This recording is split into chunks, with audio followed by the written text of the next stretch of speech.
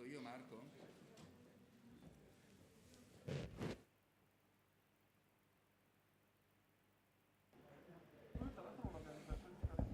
Good morning. Welcome to the Auditorium Carlo Mattioli in the Palazzo del Governatore of Parma. My name is Michele Guerra. I am the Deputy for Culture of the Parma municipality, and I am very pleased to welcome you in our city. So it is really moving and surprising to some extent to see you here in presence from different countries of Europe in a period like that. As you know, for the year 2020 and 2021, Parma has been the Italian capital of culture, so a strong responsibility for our town, in our country, and you can imagine how hard has been to work in a condition like that, where all the chances for meeting, for a new kind of dialogue and confrontation on cultural heritage and culture in general were basically not at all permitted for the pandemic time. So it is, something of symbolic and positive today, being here all together, like a new start to rethink our policies in the social-cultural context completely transformed by the pandemic. Obviously, I know it is a paradox, but one of the positive outcomes of the COVID-19 was the new approach to technologies. As you know, in 2018, together we started different projects inside the network, within the network Parterre, for a new conception of our cultural heritage, of tangible and intangible heritage. And I think that the new technologies, the digital approach to museum, to cultural heritage really changed our ideas about our way of confronting, facing, and studying our cultural heritage. And so this is the new way we have to run into in order to change our approach, our conception, and our ideas. So basically, we cannot think of the old culture as we knew it before the pandemic. Now we have to face a completely different situation, and now we have to change our thoughts, our strong and relevant ideas about how we have to program in the cultural space. So I think that these 3 days will be very useful and insightful to exchange best practices, policies, and to understand how in Europe we can cooperate to this new difficult and at the same time exciting period after, we hope, the pandemic time. I would like to thank all the people who worked and organized these 3 days, and I'm proud to say that we will present a very interesting project developed together with the association Archeovea on our cultural heritage. This project in Italy is called the Comunità dei Musei, basically community of museums, which is empowered by the new technologies, by a new website, by a very strong participation from different areas of our province, not only the town of Parma, but the municipalities of our province. So we have about 45 municipalities in our province, and this is really a new network which is raising and give us a lot of interesting and insightful propositions. So thank you very much for being here.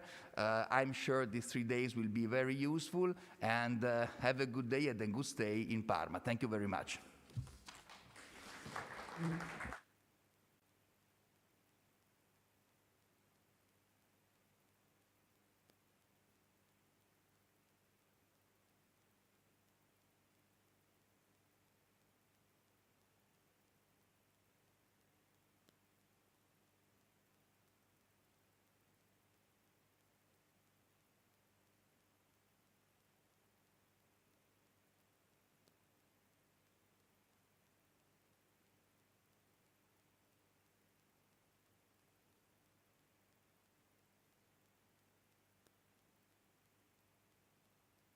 We wait the presentation of Nicola.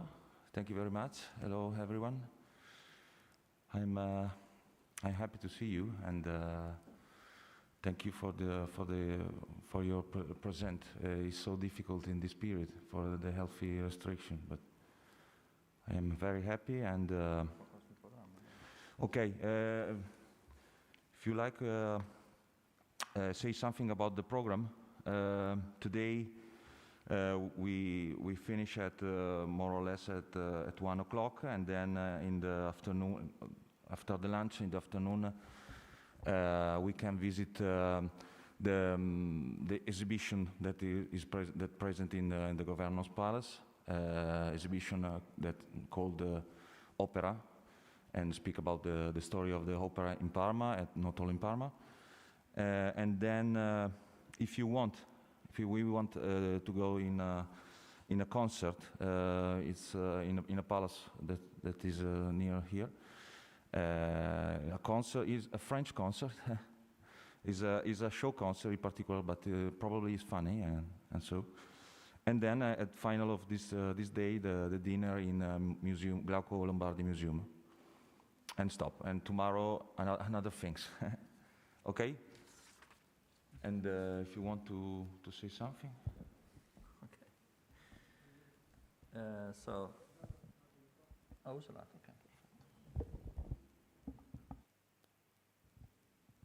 Okay, so this presentation is going to basically address the main steps of the project that we have been going through. So finally, we came, so to say, to a conclusion of this 2/3 years process.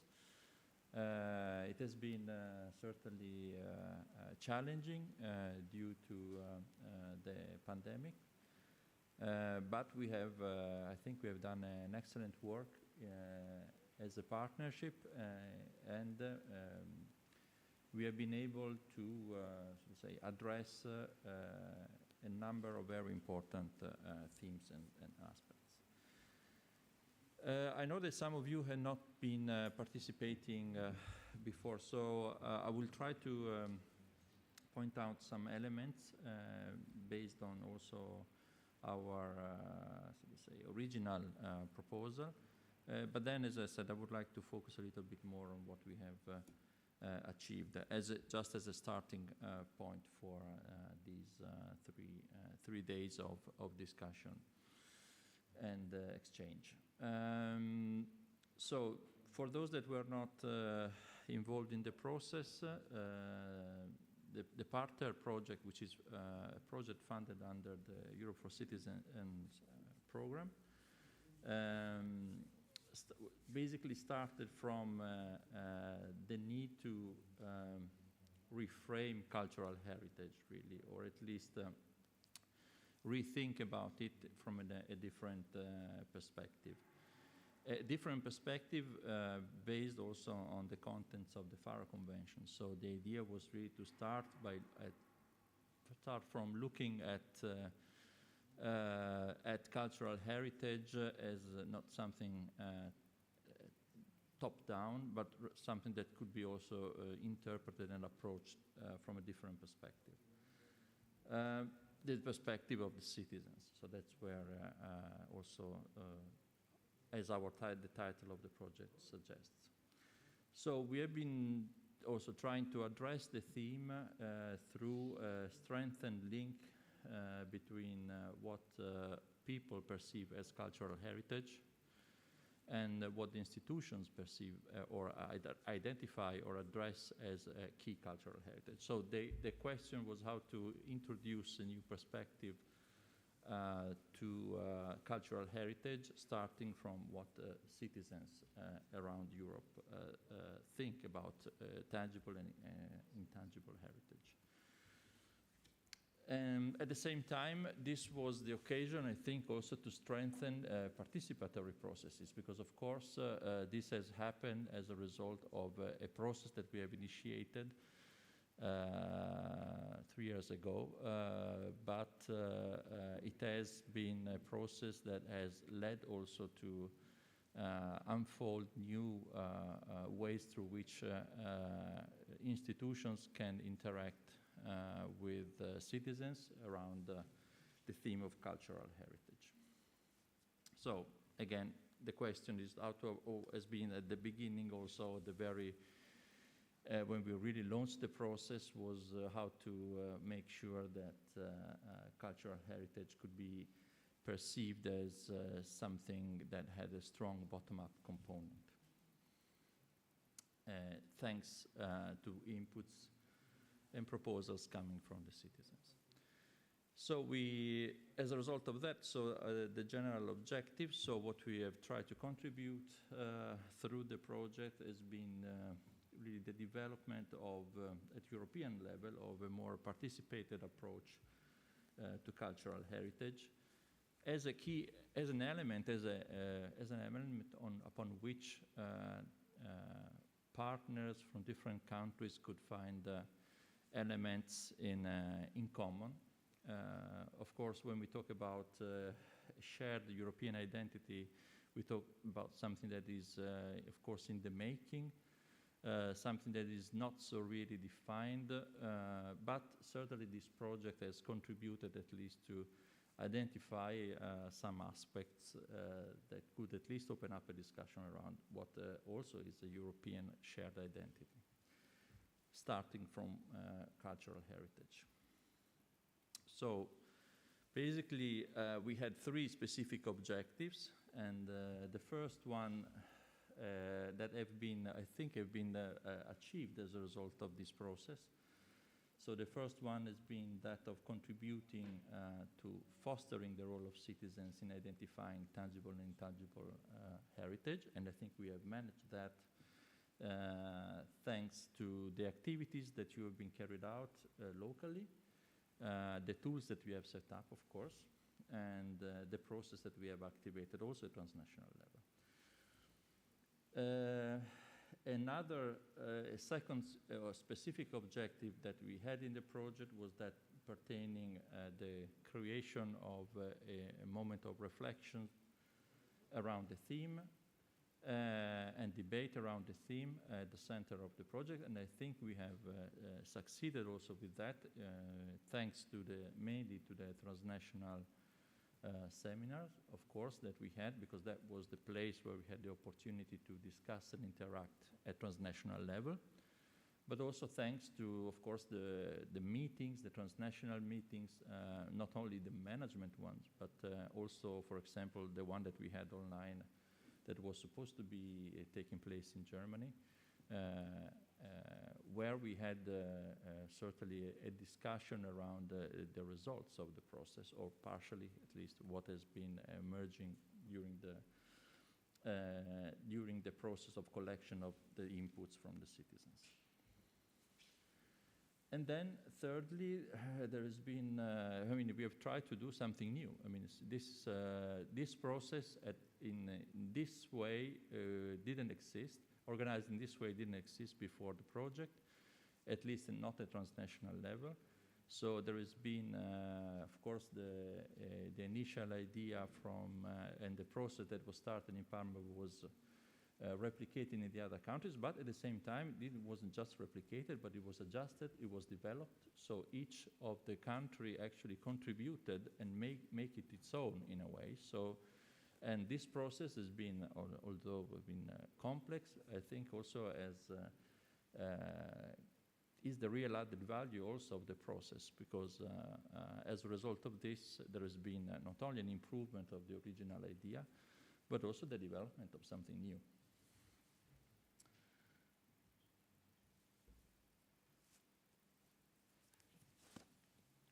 Since I'm alone here, I'll take this opportunity to take this off, sorry, because it's quite difficult to talk with it.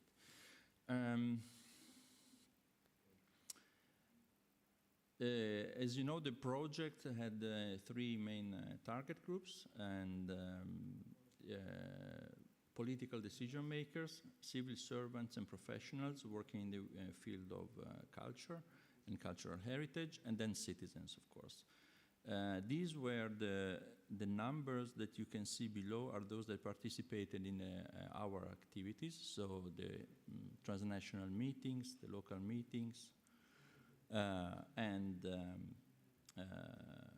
evaluation and management meetings. So we have had a focus on, of course, civil servants and political representatives, but of course the greatest amount of participants in the activities, of course, has come from also different organizations, not only the partner organizations, but also other organizations interested in the theme and that have contributed actively to the development of the results and of the project. These were, of course, apart from the partnership, it's interesting to see also how the different activities in the project have contributed to the achievement of our objectives. So the first part or key activity, of course, have been the project seminars, the transnational seminars, which we had in Linköping, Sweden, and Tours in France, where in total were attended by more than 150 participants from all partner countries.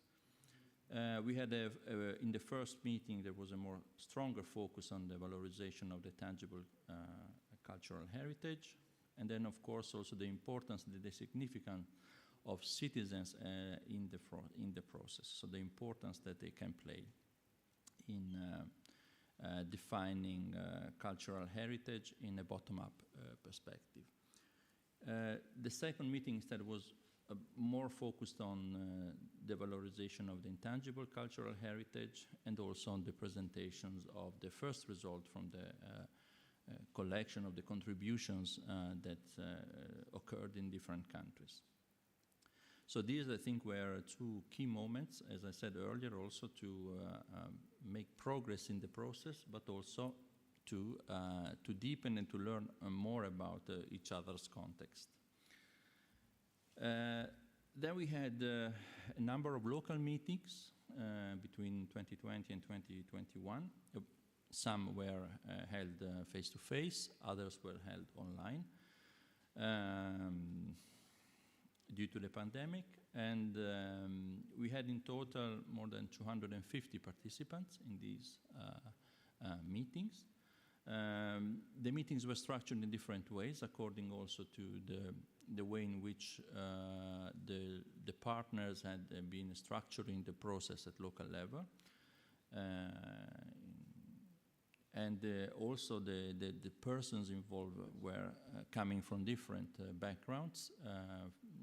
For example, when we had a meeting here online in Parma, the main target groups have been civil servants or representatives from or stakeholders that were connected to the theme, maybe from different associations. While, for example, in France, there was a larger maybe presence of young people participating in the local event. So there were differences in the way in which the activities were structured and also the target groups. And I think this has been also the richness of the project, because there was not a single specific kind of focus, but there were different approaches and also different results, of course, coming out of it. Then we had our evaluation meeting online. This was basically very useful in order to focus and discuss the main elements emerged from the local meetings and more in general also from the different contributions on the common and identify also common aspects as well as differences emerged in each country, because of course this was a process that involved many people and there were not only elements in common but also substantial differences. So out of this, in terms of activities, out of this process, we achieved three main results, I would say. First of all, we created, of course, the website and platform that collected open to the public, and this was a key tool for collecting the contributions. We collected more than around almost 700 contributions from citizens from the 6 countries involved in approximately 15 categories. You can see, if you look at I don't know if you have had the chance to look at also not only at your map, but also at the maps of the others. There have been a very large number of contributions and many interesting contributions. So first of all, this has been certainly a tool that we have created, and it can be continued and also kept up and followed up in the future. And it constitutes certainly something that can be seen as a key result in a long-term perspective, because this can be enriched and can be continued. And then, so to say, this is the first result. The second result achieved, and Lucrezia will tell you more about this also tomorrow. It has been the identification of the 5 elements of reflection at transnational level pertaining cultural heritage emerged from the process in a bottom-up perspective. At the meeting that we had online, the evaluation meeting, we have identified 3 thematic areas connected to the categories that were present on the platform, that were, let's say, most recurring, or the elements on which we saw some elements of continuity, which were sacred, and the landmarks, and then nature. So these were the 3 thematic areas. But then also, as a result of the discussion, so that we saw that there were other elements that were going beyond the actual contributions that could have been interesting to look into, mainly because these were more, say, horizontal elements, or elements that emerged from the process, as a matter of fact. So these were the results of the activities carried out by the partners, and this has led to reflections inside the partnership that made us include also 2 very important aspects, which have been the youth involvement and also the use of the data collected to develop future activities. So these were the 2 elements that were horizontal in the process, and anyway add value also to this perspective of the citizens on the theme of cultural heritage. Yeah, so this was another important element, and then so we will try to put this into sort of final documents. So you remember we talked about a puzzle when we actually had the meeting, so we have been drafting this this document that is basically reflecting these 5 elements. But on top of this, of course, there is an analysis, and we will talk about it more tomorrow also in the groups, of the elements that were collected. So each of the partners have identified some of the contributions connected to the different thematic areas, and also there has been a text produced in relation to the other 2 horizontal elements. And so basically these are part of this final document, where we will have a section with an introduction to the whole process. So we will explain how we achieved that, the main elements, the main areas, with an introduction, and then followed by the contributions that were indicated by the partners. And then in the end there will be a conclusion reflecting an analysis, but also the work that we'll be doing tomorrow also, in a sense that, of course, we would like to keep this as a kind of work in progress for the moment, because it's important also to hear also your reflection about what will be presented today and tomorrow. So we will try to keep that in mind and include that also in the final version of this publication. So that's essentially where we stand, and I think now we have a very good basis for an excellent discussion the next 2 days. I'm really looking forward to it, and I really would like to thank all the partners also for the great work done so far. And I think we should make ourselves really also a very nice applause.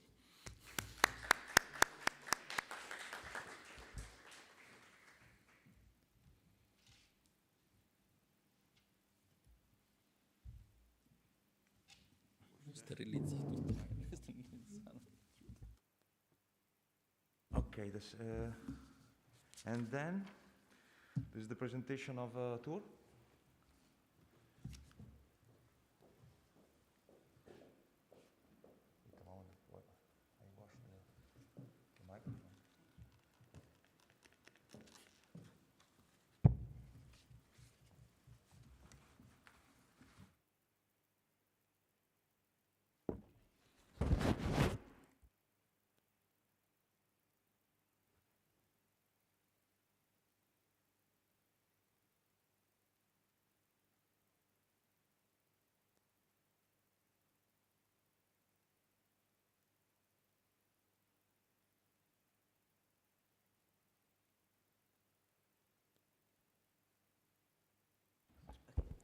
Thank you.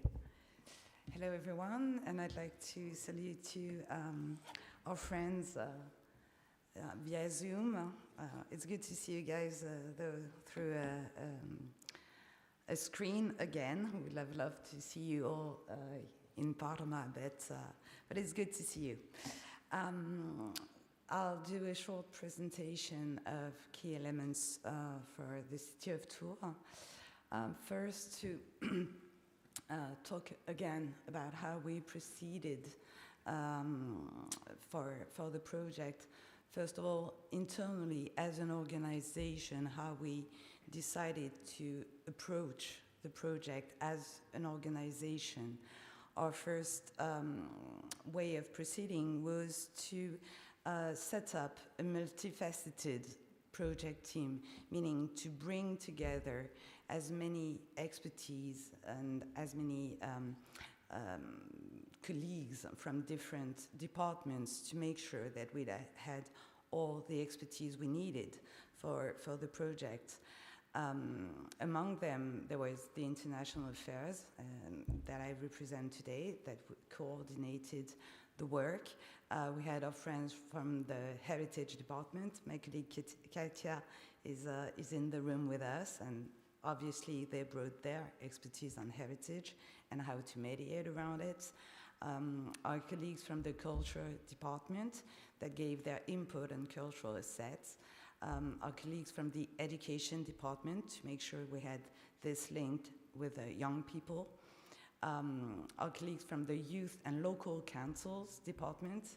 Antoine is here in the room with us, and they were the experts in matters of outreach to young people and senior and local councillors, adults, and as well as a final department who was specialized in social and senior matters to reach out to senior citizens as well as to less privileged citizens. And when needed, we brought together also outside experts, for example, in regards gastronomy or other such needs.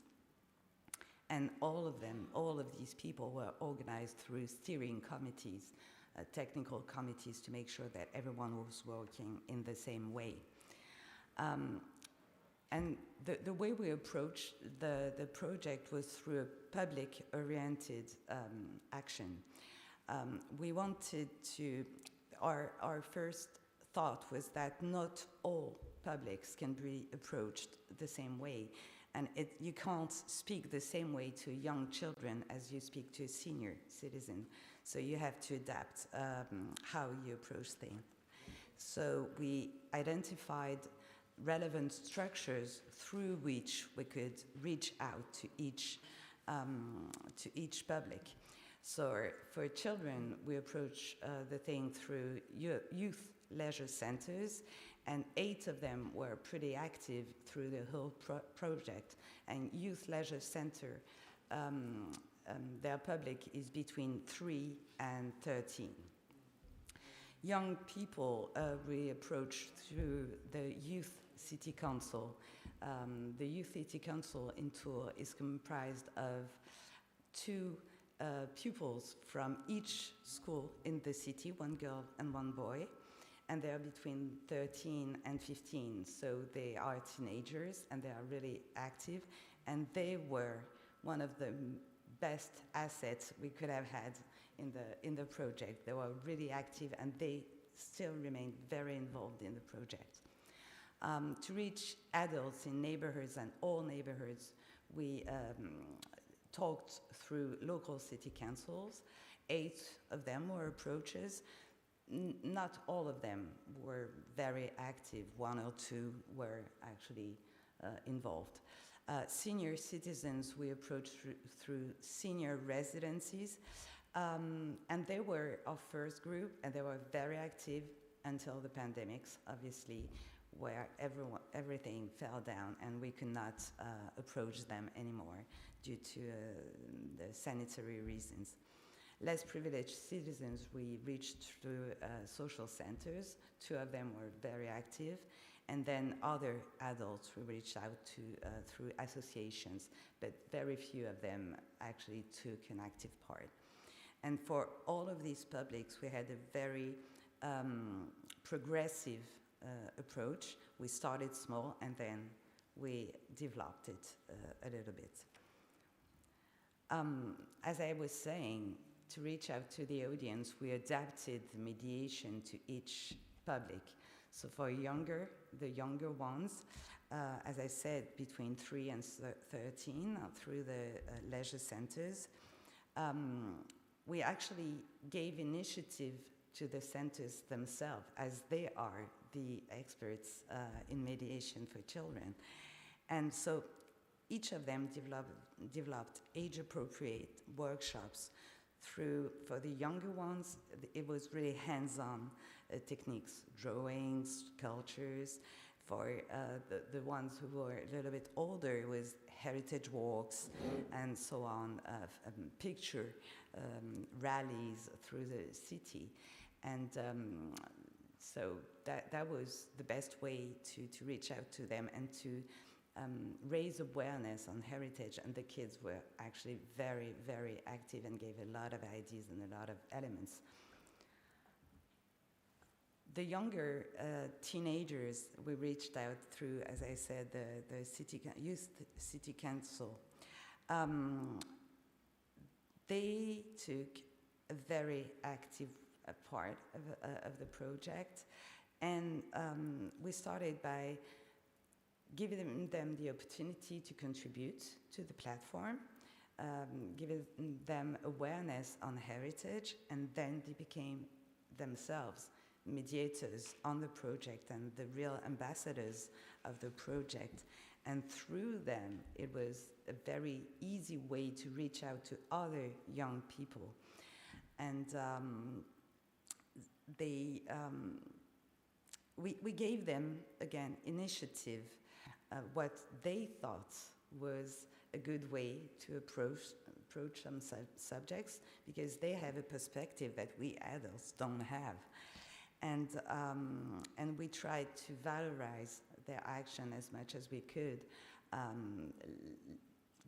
showing how young people can be active, and contrary to the general belief, they are active citizens or would-be citizens, close citizens. So they were the one who would mediate in public events, and especially in places where a lot of younger people, young adults, hang out. And they were the one who actually went and mediated and collected contributions. Then for less privileged citizens, There was one major challenge. It was digital literacy, digital access. So there was this barrier to break. So what we did through the social centers was to use alternative means to contribute, as you see, through paper, through paper and public mediators on markets, for example. So that was a good way for them to have a voice, and then through digital workshop to help them enter their contribution on the platform. So that was the best way to, kill two birds with one stone. So that's how we approached this subject. The senior citizens, as I said, they were our first focus group back in 2019, and we tested with them this mind mapping you see behind me, because it's very visual and very interactive. So there was one mediator that would give speech to each and every senior. The idea was to foster contribution and to also allow people to give their opinion, because one issue we all had, I think, was that a lot of people didn't feel legitimate to speak about heritage. So mind mapping was a really good way to do it.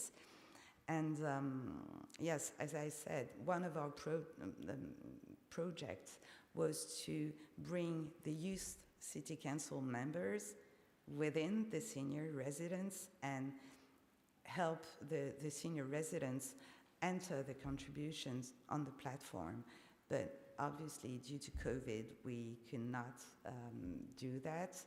Maybe someday, hopefully, in the next future, we'll be able to do it. But for the moment, we had a lot of contributions by senior residents that don't appear on the platform due to that reason.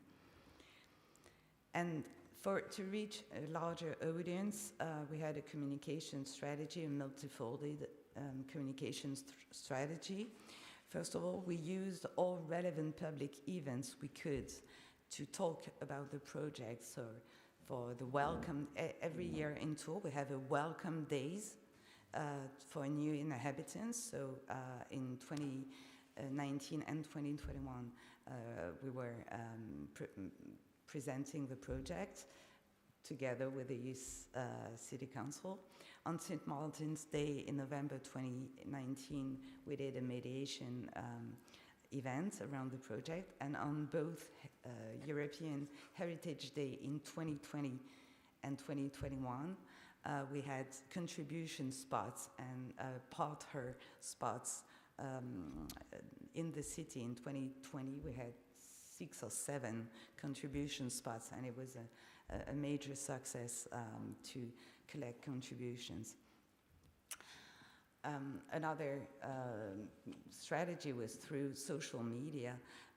We tried to have regular news on the project on social medias, but it was not the most efficient means to collect. At least we did not see spike of contributions after social medias, whereas we saw huge spikes after events, like in-person events. So now we know what's the best way to reach out to people. And finally, we also had a work of dissemination within our professional networks. For example, during a seminar on digital participation in culture, we were asked to present Parther because the news had traveled that there was this project. So what were the results in our contributions? As of today, we have 243 contributions on Tours platform. 227 of them were published, and only 16 were rejected. So it's kind of a good result. As I said, the number of contributions on the platform does not reflect the entirety of the work achieved with senior citizens and younger citizens. So we'll try and nourish it and put the contributions on the platform whenever we can. As for the demographic contributions, there were technical issues on the French interface of the platform, so not all contributions were filled with gender or age, but some of them were, so we extrapolated with that. So young people up to 16 make up for 49% of our contributors, which is great for us. Young adults, 10%, adults, 15%, and senior above 60 are 24% of the contributors. So the high rate of contributors probably reflects what we did, and the mediation were done through the Youth City Council. As for the gender splitting, we have 100 and mostly females, but a lot of them were not stated, so we're not sure how the gender balance falls on that. As for the categories, the main one is building and monuments. Second one is nature. But as you can see on nature, we have 45 contributions.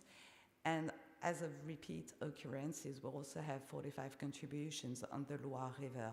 But as we all said in the previous meetings, the same item sometimes is in different categories. So not all the 45 nature contributions are actually the Loire River, because some people listed the Loire River within places, or even some of them in gastronomy or music, depending on what item they actually were talking about. As for the impacts, for us, the major impact was regarding our own organization. We became more efficient working between us, between our departments, as well as with our local partners in Tours. There was also an impact regarding the platform itself, and the issue and the positive aspects of the platforms were used to inform how we will reach out digitally to citizens in other public initiatives. New mediation means were tested according to audiences and publics that will be used again.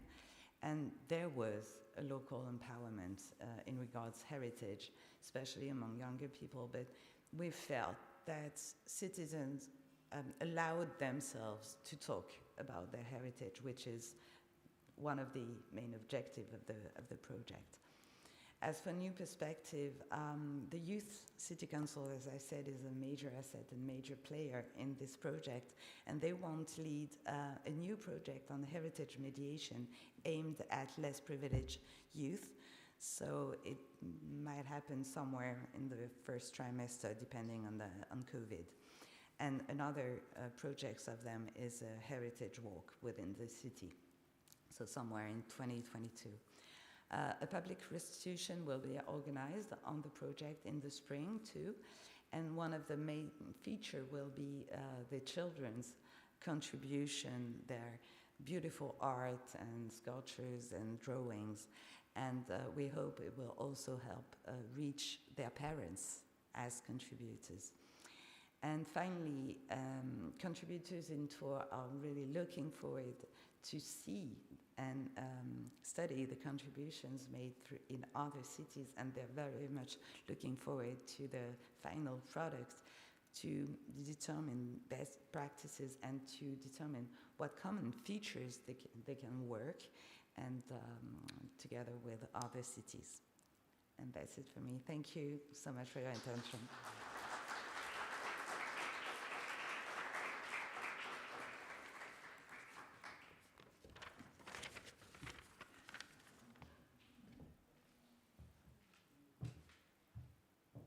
Thank you very much, Aude. Very interesting. And then the next report is Lean Shopping.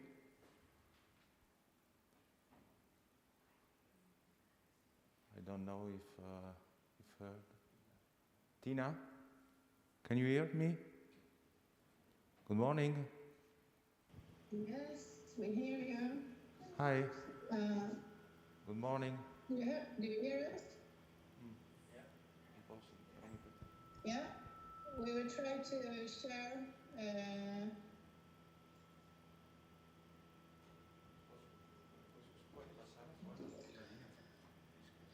Can you see the presentation? Yes, I see. Hello.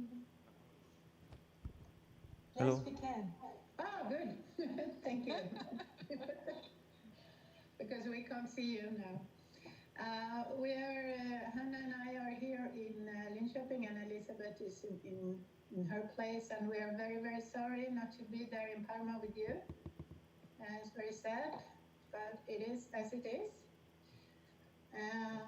So this is the presentation from Linköping. Our organization was the main partner is the Department of Culture and Sports, where we are several unions in there, the Open Air Museum, the Department of Public Art, and Linköping Photo Archive were the main partners. And we also had the Department of Urban Development in the project. We had different stakeholders, mainly actors within the cultural heritage sector as local museums, historians, archaeologists, politicians, NGOs, and the local community. Our main communication was social media, the Linköping website and the municipality website linköping.se. The project website and mouth-to-mouth was the most important communication channels.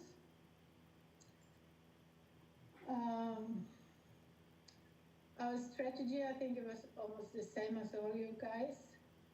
Communication, local actions, reach out actions to citizens, mainly through libraries, the university in Linköping, and local points of interest, where we had meeting points to get contributions. We were also working on a strategic level to involve perspectives of cultural heritage in urban development and city planning, and that is something that we will continue to do. The museum has been more active outside the museum area in cooperation with public art and city planning and parks, and we will tell you more about that later on.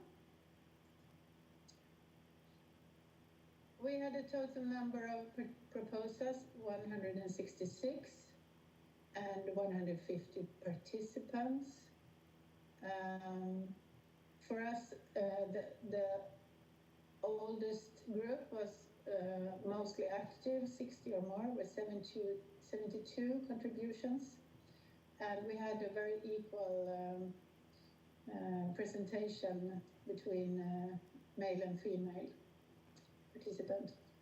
Very few young people, as a difference to Tours, and almost the opposite. Our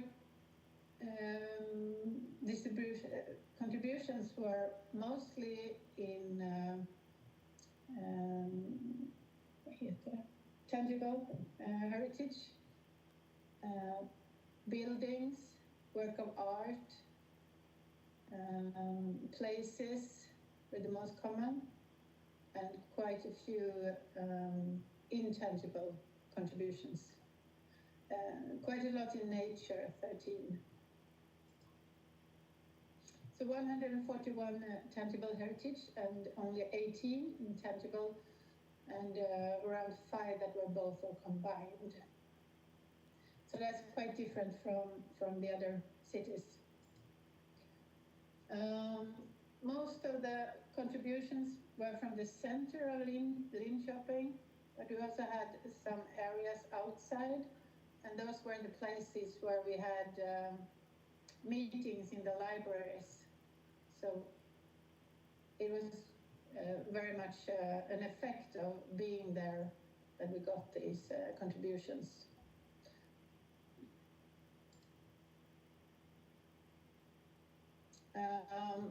some points to comment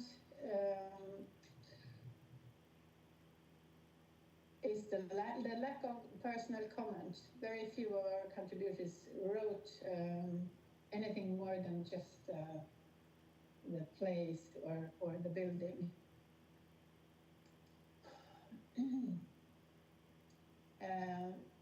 This is from the presentation in the summer, but I think we are repeating it. If the participants have understood the project and its aims, it's difficult to give a general answer to the question, but what we can see is where we had personal contact with the participants, we have been able to explain any confusion, and we also get more answers where we had this personal contact.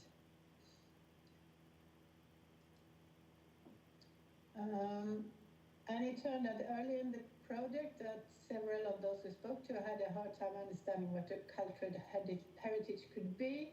It's a quite an unknown name among the public. So we had to explain. So that's where the personal contact was very valuable. I think we can leave. This is something that we repeat about the Swedish government that is not so keen to nominate Swedish traditions to the UNESCO list. I don't think we still have any Swedish traditions on that list. And that means that intangible heritage is very unknown in Sweden among the public.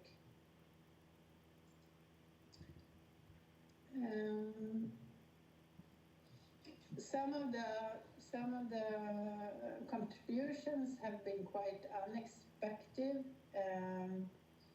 and that's quite interesting. And some of it has been very expected, like all the buildings and so on.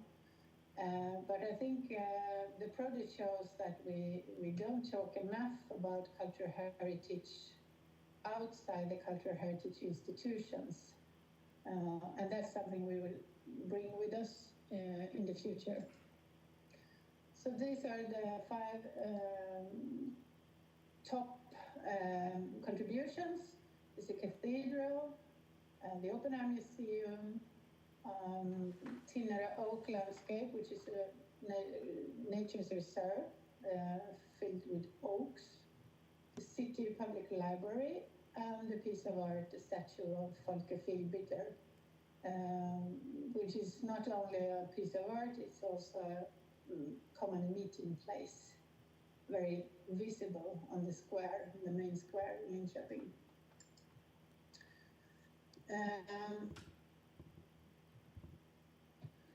We hope that this project will give us some more muscles to participate in urban planning issues, and that the public, the citizens, that we can bring the citizens into participation in a more active way.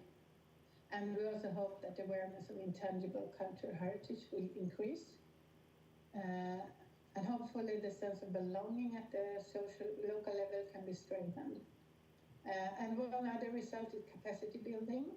The participants have opened their eyes to the valuation of the cultural heritage. And there's a lot more local debate on cultural heritage these days. Partly because of apartheid, but also partly because of some of the things that happen. That has to do with city planning and the very fast exploration of Linköping. We also have put some of the received proposals in a digital city walk. It is online now, and it is a collaboration with the city's photo archive. And these are presented on a map function. Do we have a link for that? Mm-hmm. Yes. Yeah. So here is this website, where, as you can see on the map, these are the places that, or some of the places that are contributions, and we put them on a map, and then there is also you can read more about them.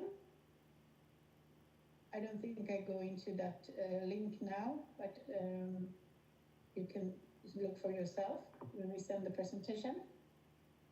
So that's a concrete result of the project, and it's in this tool, which is called Kulturpunkt. It's possible to make more of these walks quite easy.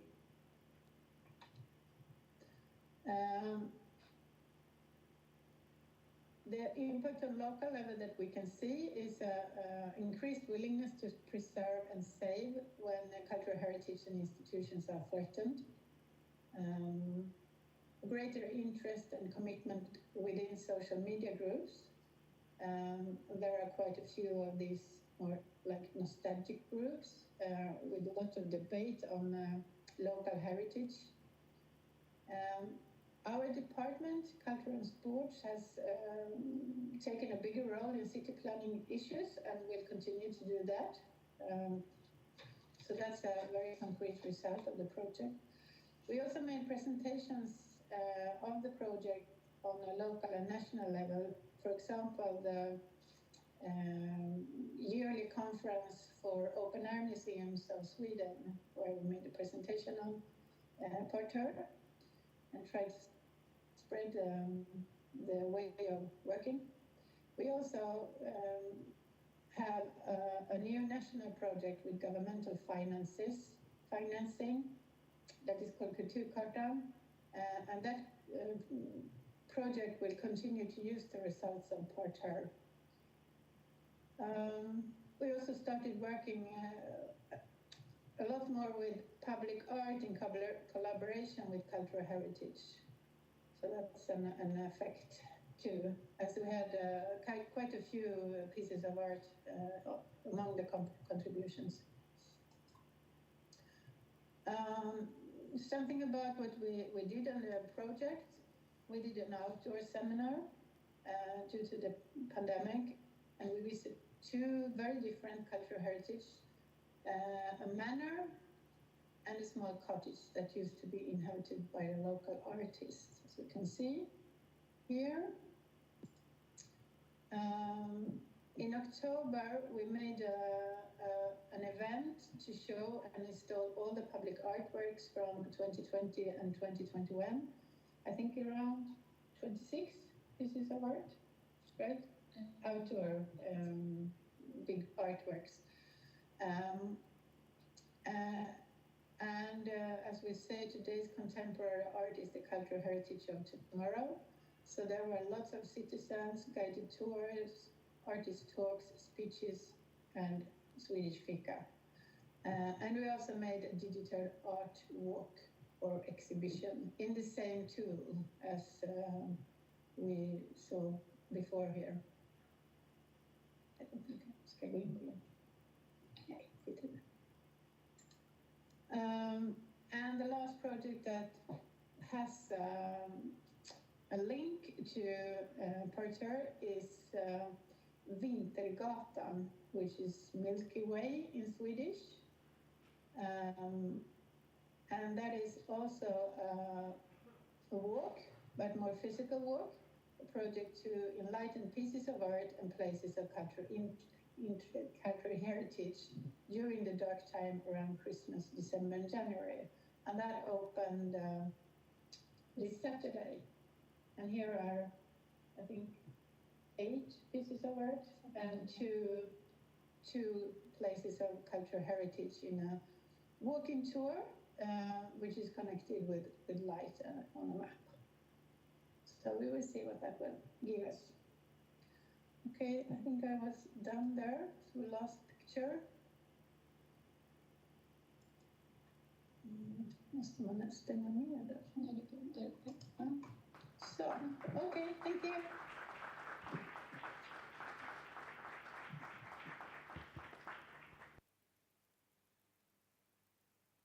Thank you very much. And now we have the break, the coffee break in Radio Theater. Restart 11:15, more or less. 11 is better, 11, yeah. Okay, thank you very much.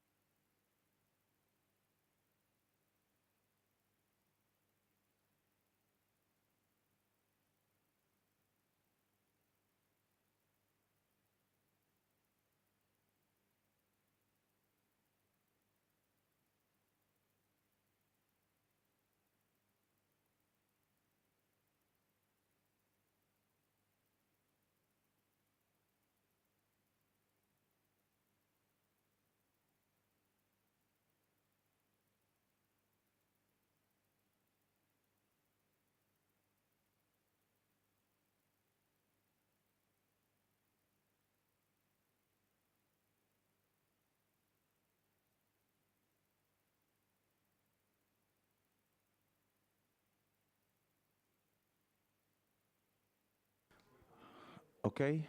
Wilburg, can you hear me?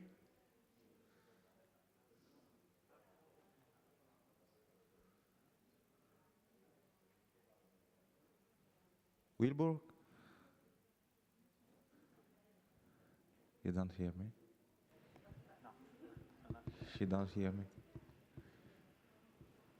Wilburg?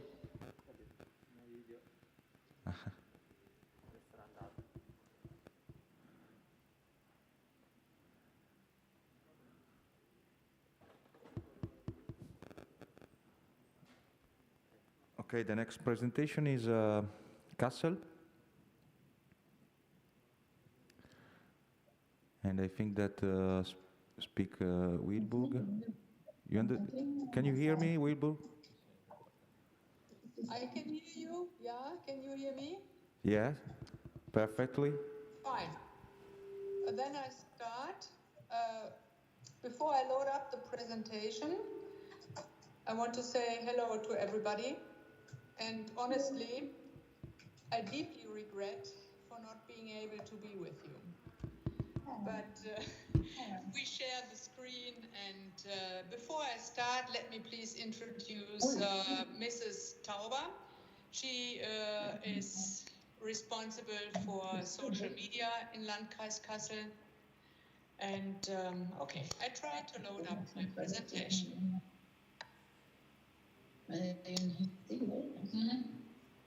Det är en teknisk, alltså det passar på dessa tekniska verkan som ser, men där vill vi inte ha barn. Vi vill ha militärhistorien bara istället.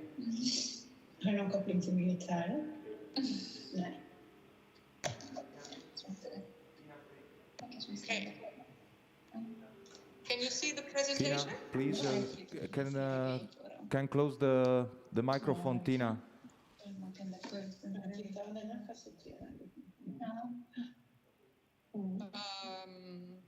Can you hear the presentation? Can you see the presentation?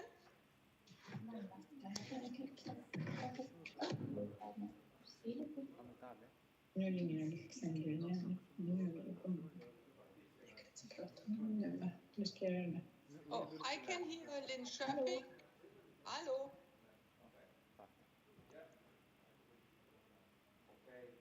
Okay, Wilburg. Now is good.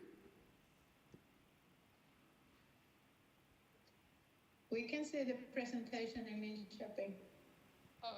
Okay. Do you see it in Parma? Yes, yes.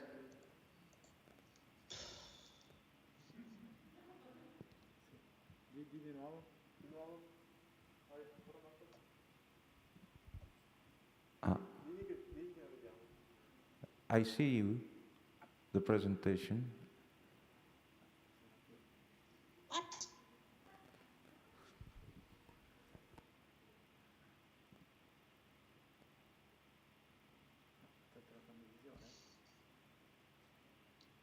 The problem seems to be that either you see the presentation or you can hear me. I try it again. Okay. Do we now see it's the perfect. presentation now? Perfect.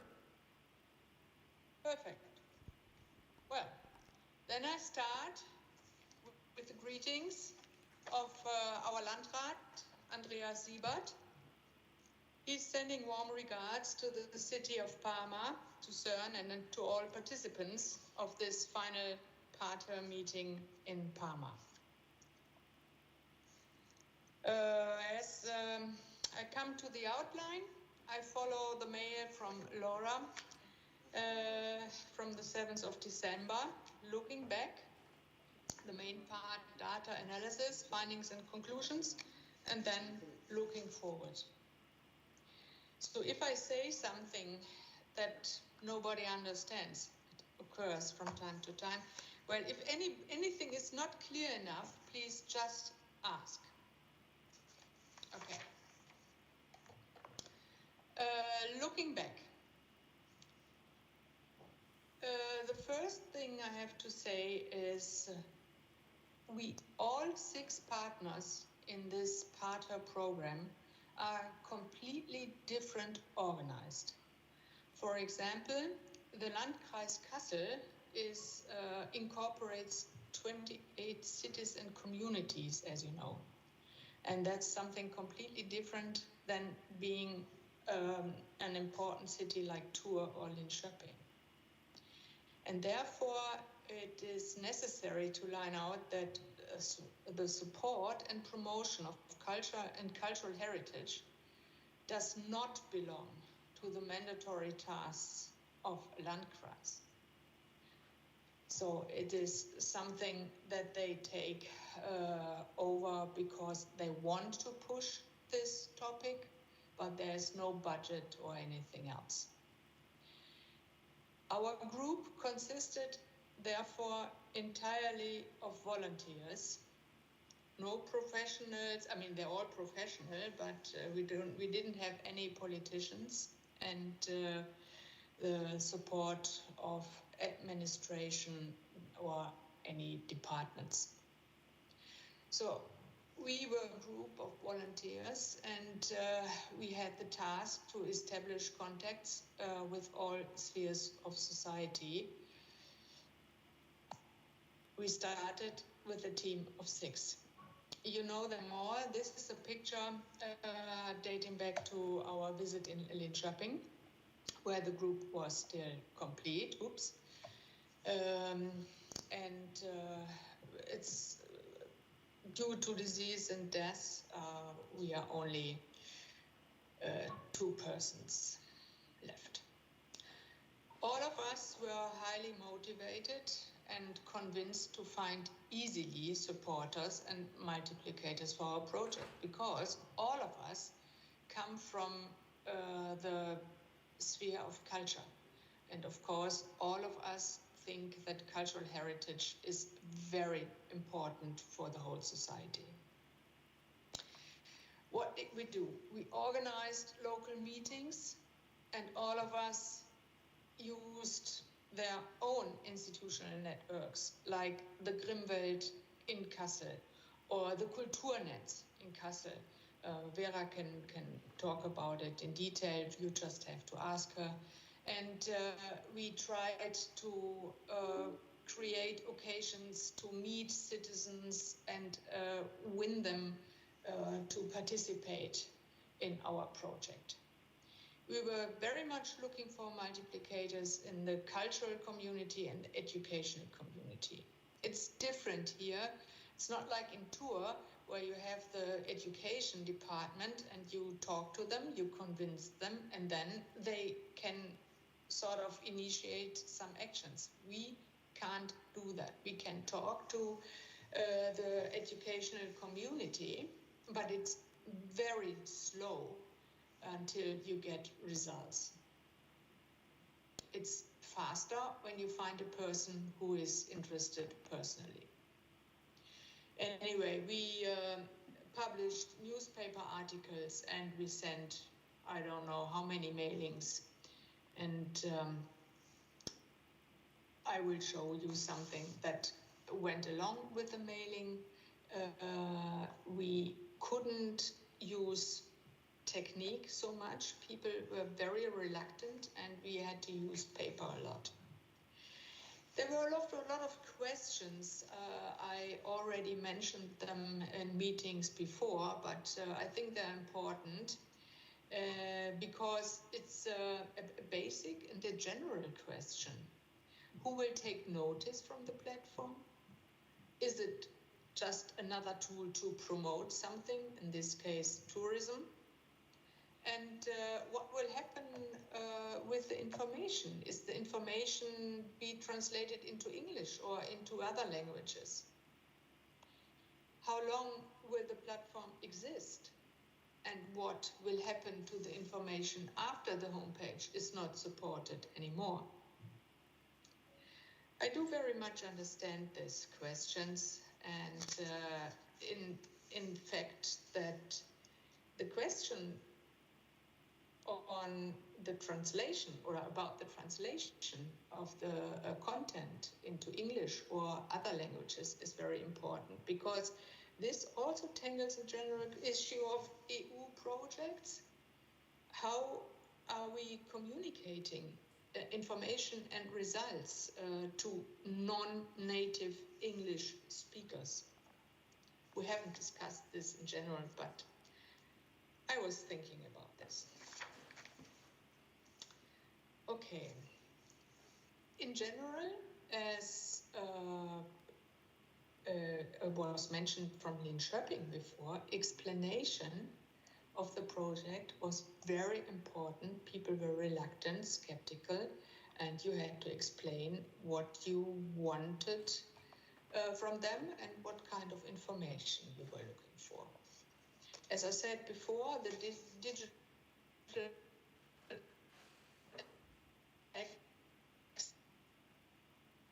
access is the topic,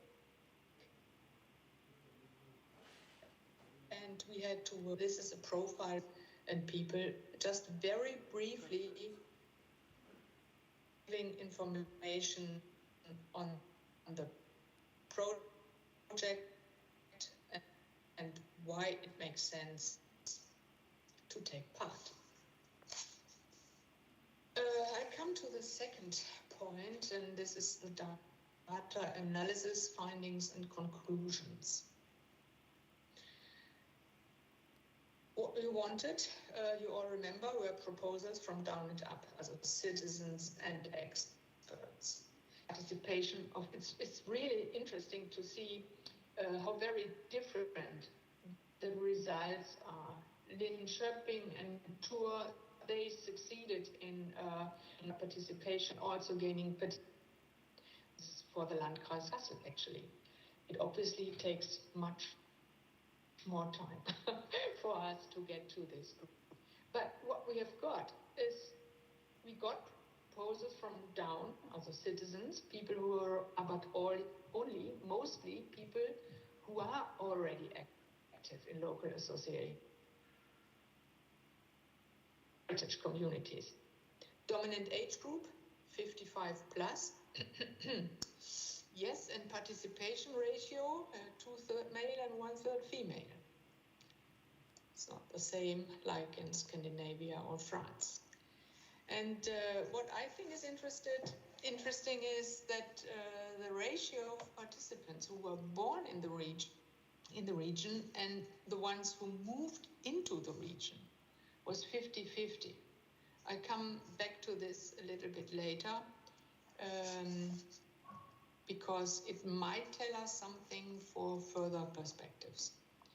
And what happened then, actually Corona rules led to the cancellation of all events.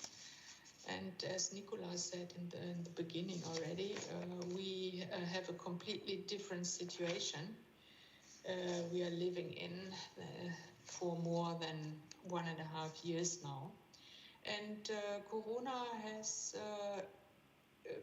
it's like a complete break. We had to cancel the events and every occasion where we wanted to present the project that we have in common with others, of course. Here are our figures again. You know them already, so I will move quite fast. We have more than 100 proposals, and once people trusted this platform, they tended to write more than one proposal per person. Quite interesting. And you can see the participants' provenance, born in the municipality, 19, and outside, 16. We had 16 categories, but only 11 categories got proposals. The difference between tangible and intangible obviously were quite difficult to understand. So we have half-half, and people didn't quite know which sector it is. What is interesting is that the findings and conclusions. from the proposals of all project partners, also all 6 of us, we learn that a significant group of citizens in Europe feel linked to their surrounding, to the place where they live, to the nature, to the landscape and the landmarks. And this applies as well for the group of locals and the newcomers. And now it comes to the core, I would say, because it includes this linkage, or this feelings include many aspects. If you look at the proposals, you see that it includes enthusiasm, emotion, connection, identification. The aspect of recreation is very important, reassurance, what I'm doing here. And a lot of people also see the economic potential, and they call for protection. I mean, it's more than a call. If you look at Dania, for example, they have the most vehement calls for protection. Very clear and very distinct. But as I said, I looked at the proposals of all project partners, but it is interesting to see that these aspects are results that can be transferred from, on a European level.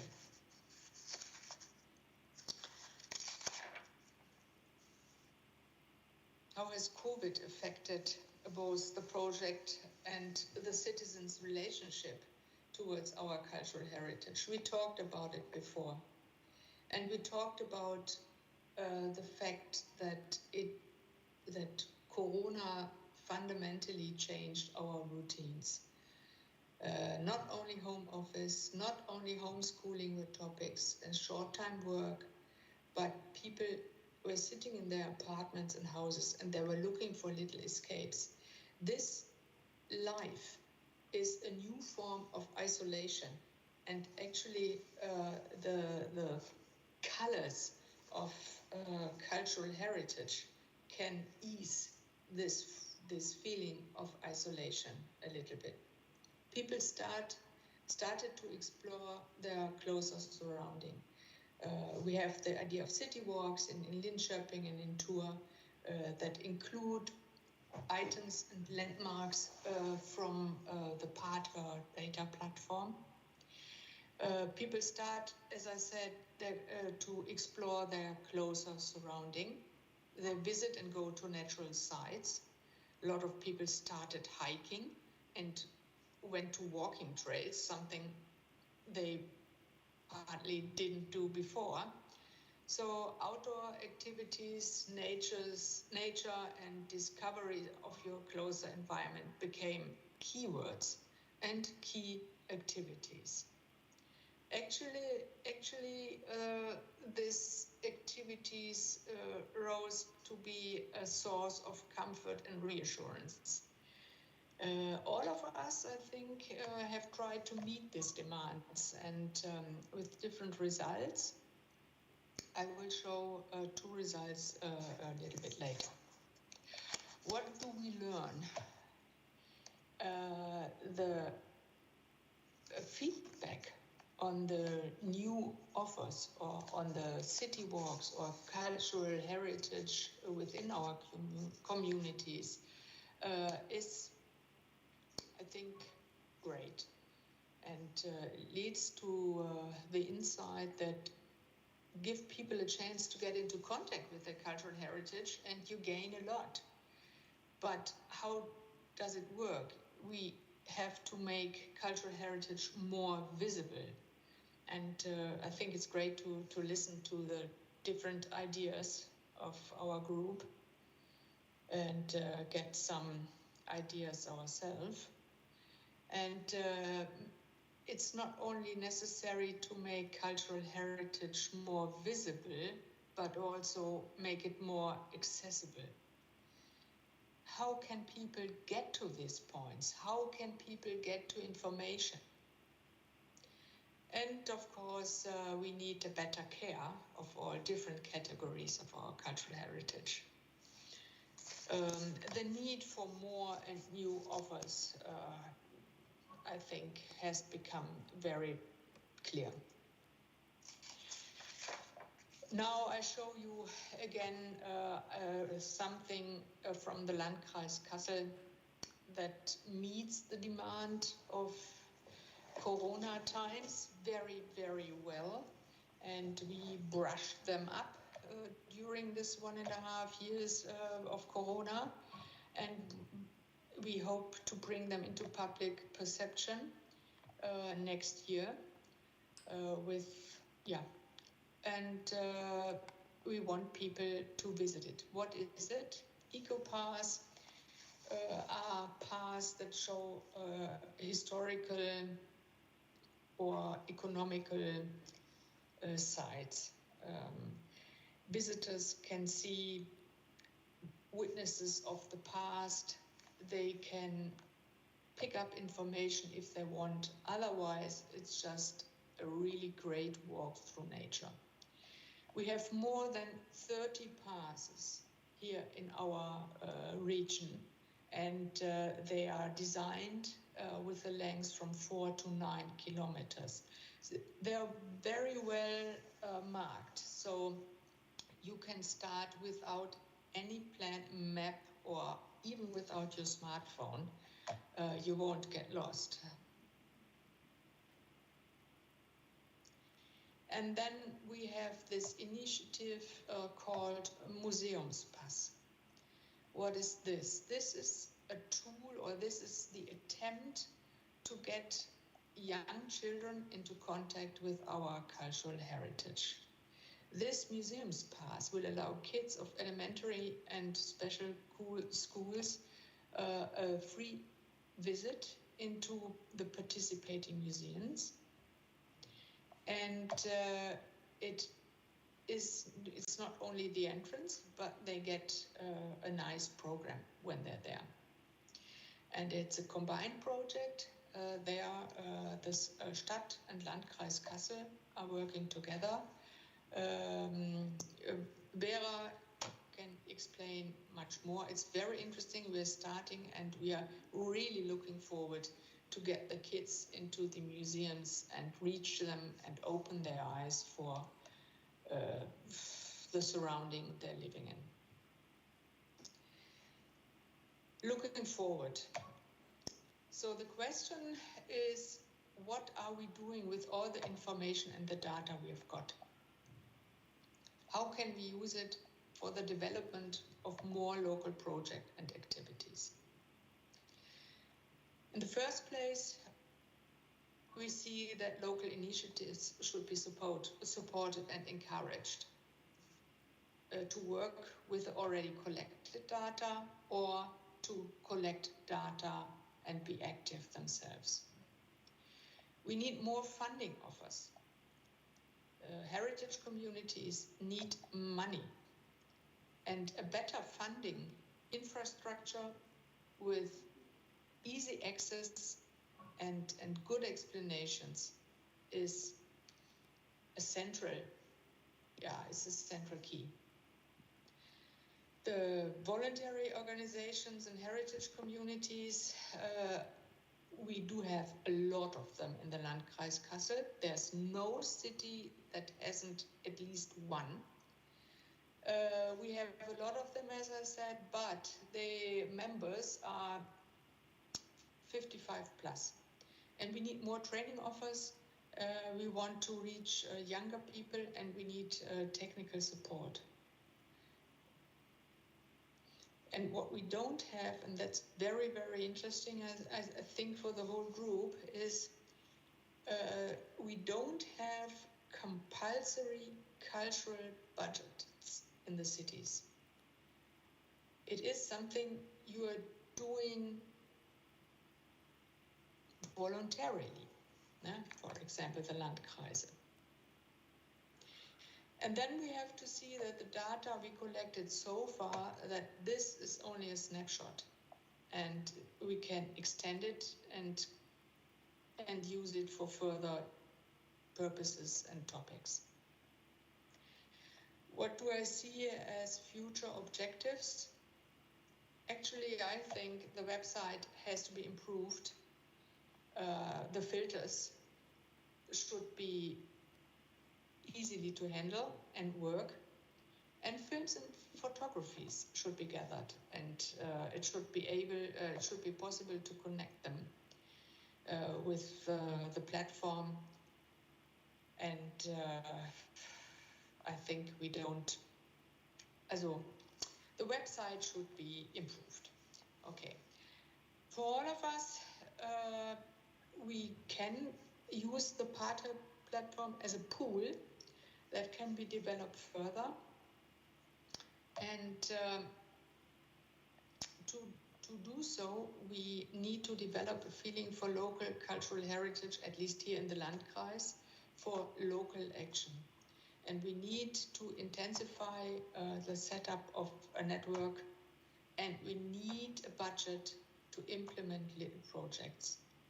If you think about future projects, possible projects, we can think of more use of storytelling. You can, for example, try to find out how was life in the 50s, 60s, 70s or 80s in our regions. And this way, I think we would be a great idea to show the process of Europe growing together. We were thinking about how can the project contribute, or has already contributed, to inter-European dialogue. It is always amazing that when you make the personal experience of exchange, then you are flashed, for example, in our previous meetings, what you get. The meeting, the exchange rises curiosity, and you want to understand, and it enables you to come to new perspectives, and it deepens this way the sense of our common heritage. I have to emphasize, I'm convinced that it clearly shows that we belong to a common cultural and political peace project and process. This is very important, I think, in the nowadays. To share personal views and cultural discoveries open windows of understanding, and that's what we need. And the Partner project, in my eyes, was a very constructive framework in this respect. Thank you all for this.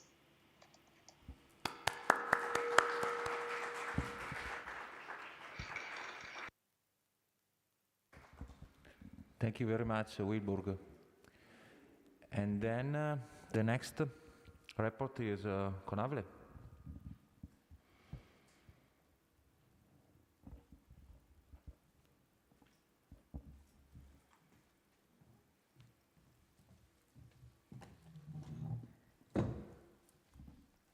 Okay, hello to everyone. It's nice to see you again, even the ones on the screen.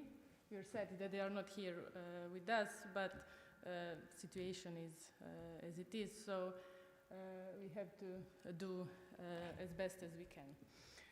Okay, so in municipality of Konavle, how did we collected the data? Staff from the municipality of Konavle and museum and galleries of Konavle were involved. Then we tried to involve teachers in local schools. That was partly successful due to this corona situation. We were planning to go to school and have a presentation of the project, but because of this situation, that wasn't allowed. So we just gave the presentations to teachers, so they presented the project, and we realized that we had a lot of contributions after that. So that is what partners from Tours also explained, that we did also a campaign on the Facebook and official website, but most contributions were inserted after the live events, if I can call it like that. Also, we collected data in kindergarten and school, as I mentioned. This is one of the workshops that were held in kindergarten in municipality of Konavle. Here we can see the kids had to paint some sort of cultural heritage, the one that they are most familiar or most proud of it. And they mainly painted embroidery, and we were shocked how good they painted it. Those were kids from 4 to 6 years old, and we realized that from the beginning they are exposed to this embroidery because people have framed the pictures at home. So, you know, from the early age they are exposed to the pictures. So perhaps they were not aware of the fact how familiar they are with that. And we have, this is traditional Croatian costume from Konavle, and we can see that they managed to create it from the pictures, which was like, I don't know, for me, fantastic. You see this thing on the chest, and it's really, I will show you the pictures after of the real costume, and it's so similar and it's so great that we realize that they have such a great potential. We just have to give them a chance to express it, and they will amaze us. Also, we collected the data during the whole project. We had local event in Konavle in December 2020. We planned this event, and then like the major corona cases were exploded in Konavle, so everything was shut down. But we decided, because the museums were opening this virtual show, so we decided, you know, to go with this local event. And we held the presentation. The opening of the show was on YouTube live, and it was like presentation of the project. So we had some contributions after that, but as I previously mentioned, the majority of contributions were after direct presentation of the project. Some general information about the project results, about the data that we collected. 88 is the total number of proposals, 59 is the total number of participants. We had 1.5 was average number of proposals per participants. When we look at the age, the majority of them was from 30 age to 60 and more. We have a lot of contributions where age was not stated.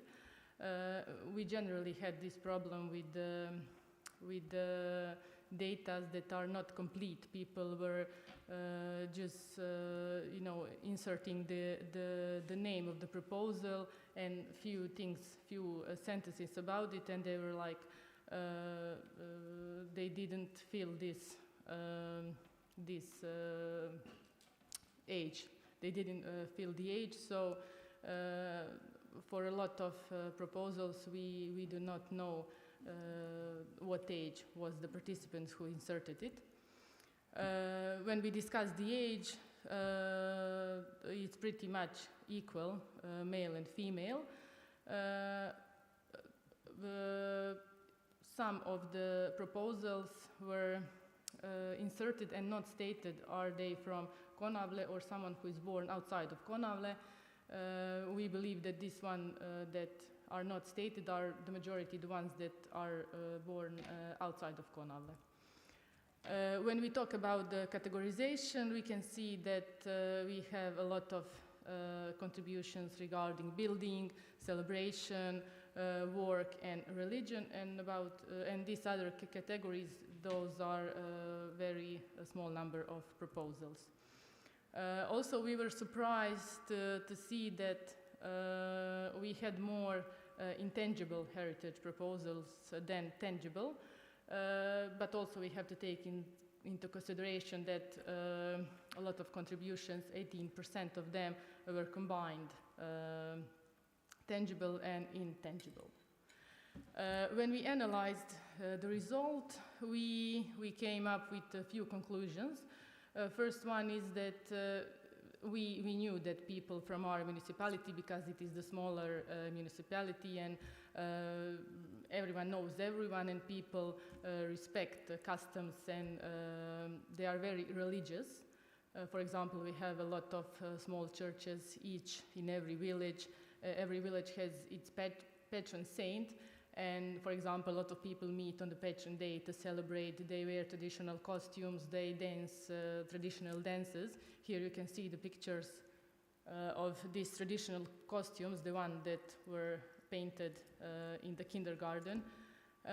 So you see here, you have very small children, I don't know if you can see, that are also dressed in that national costume. So we can see that from the beginning they are involved in this tradition, and that a lot of celebrations, a lot of customs are related to religion.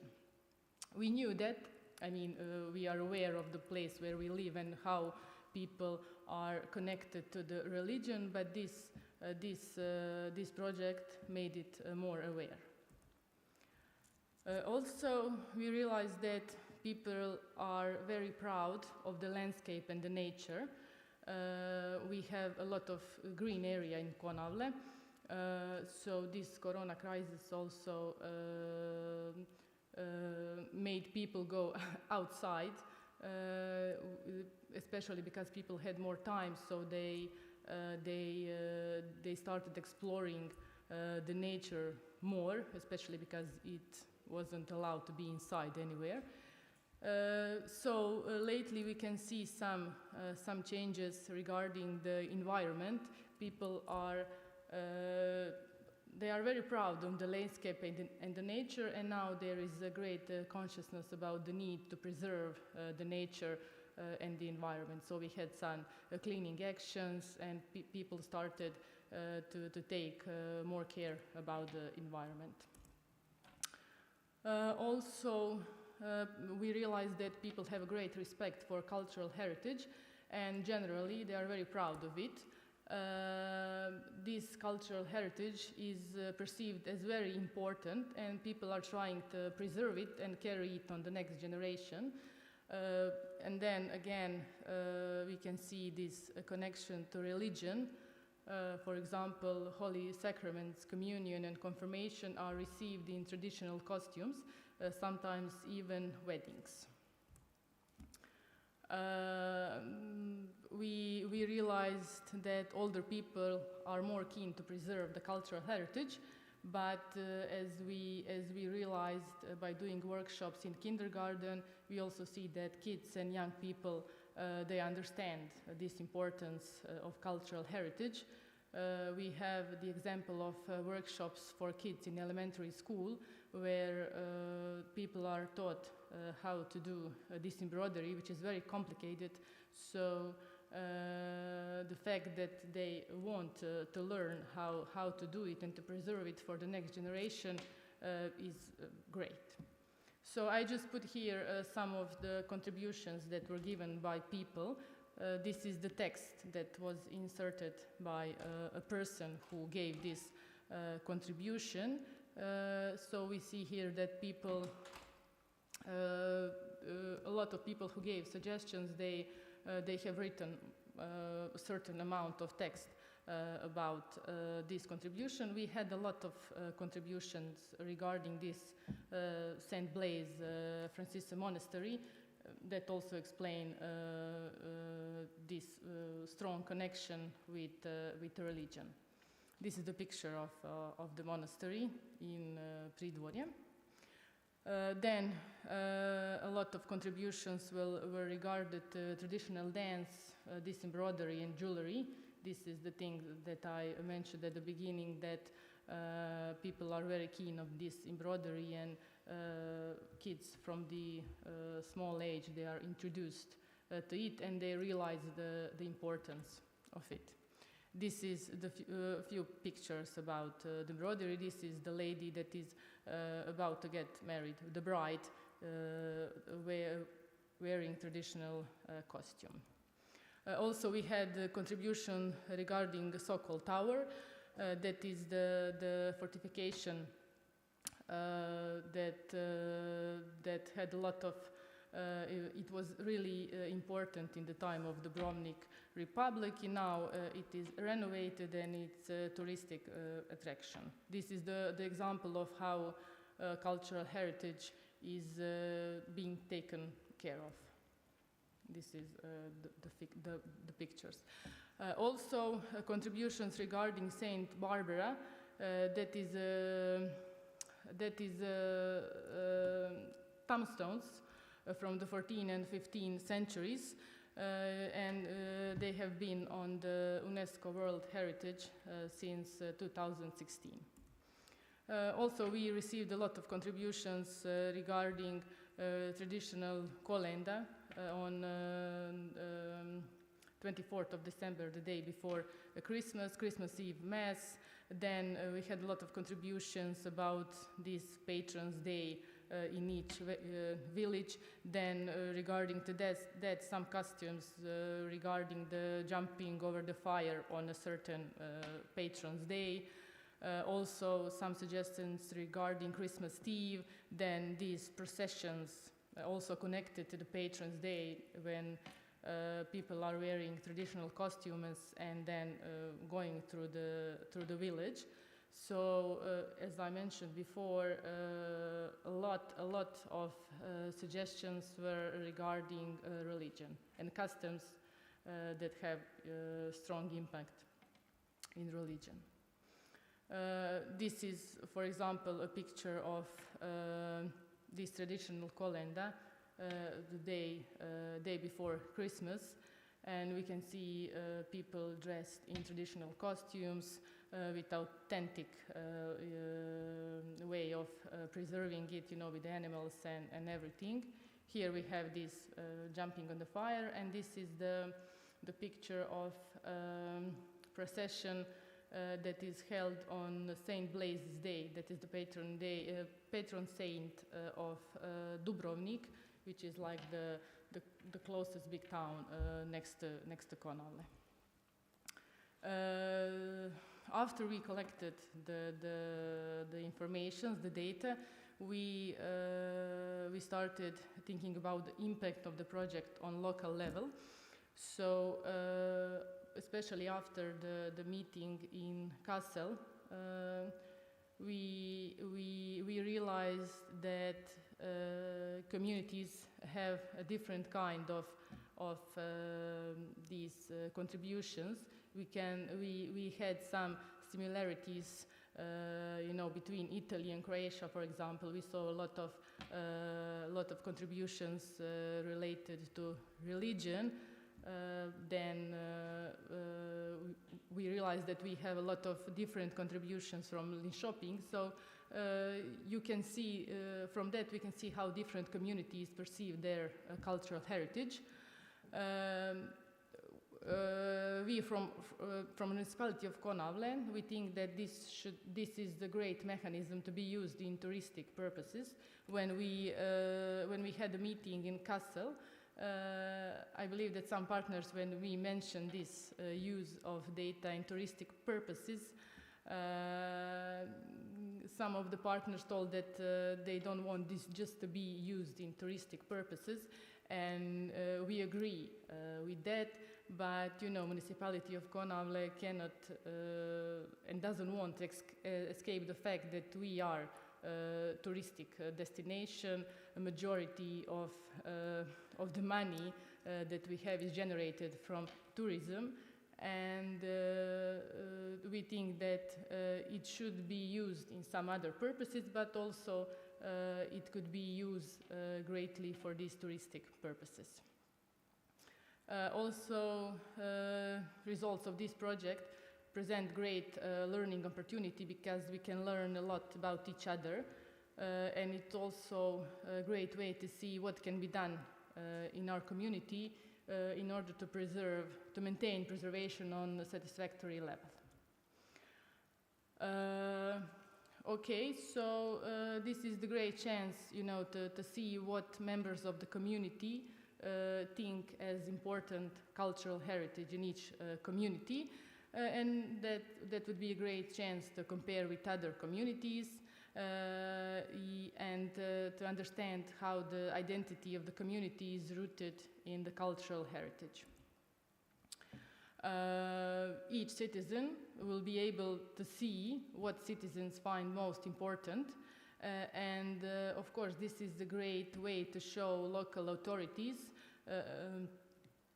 what has to be protected more, what should be done, what was supposed to be done by now, and it can serve as a great reminder to everyone what sort of cultural heritage we have and the need to preserve it. And of course this is especially important regarding intangible cultural heritage, because that one is easier to be lost and forgotten because you cannot see it. That is, for example, some customs, some words, that are easy to be forgotten. Also, this is a great opportunity for local museums. They will have a basis for seeking additional funding from local authorities because they will have the evidence. We have to preserve this cultural heritage more.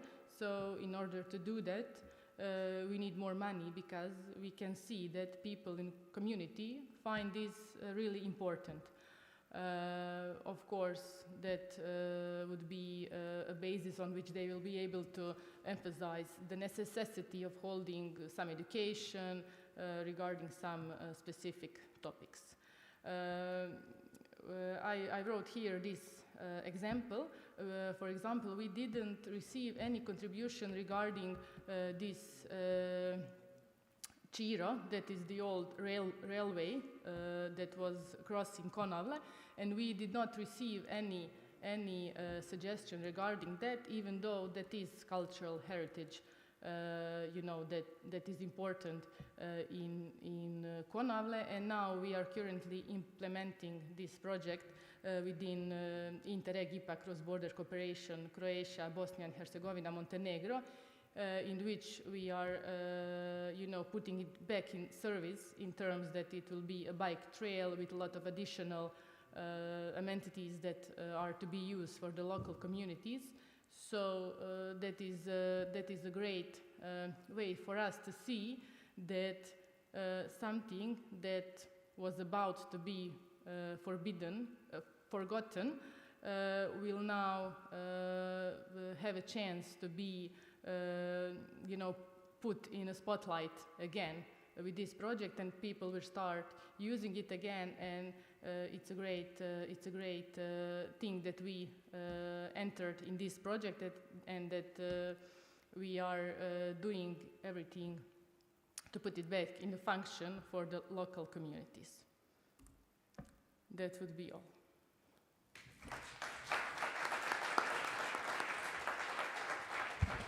Thank you, Mariana. And then Eric.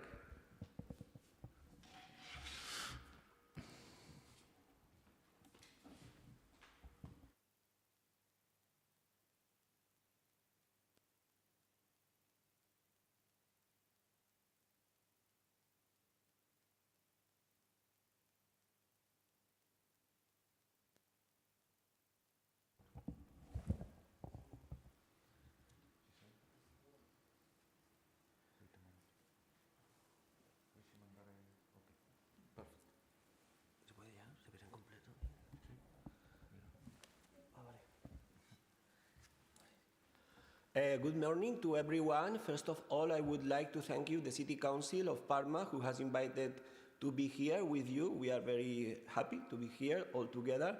And hello to the people that are online, to the partners of Linköping and Kassel that couldn't come here. So, first, my name is Enrique, and I work in the City Council of Denia with the focal point of the creative city of gastronomy, that is Florence. And first of all, I will talk about how we started the project.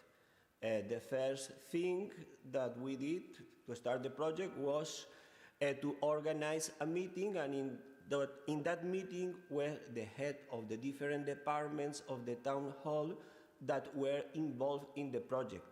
So tourism, environment, town planning, heritage, museums, culture, and we also invited to the Hospitality Association of Denia.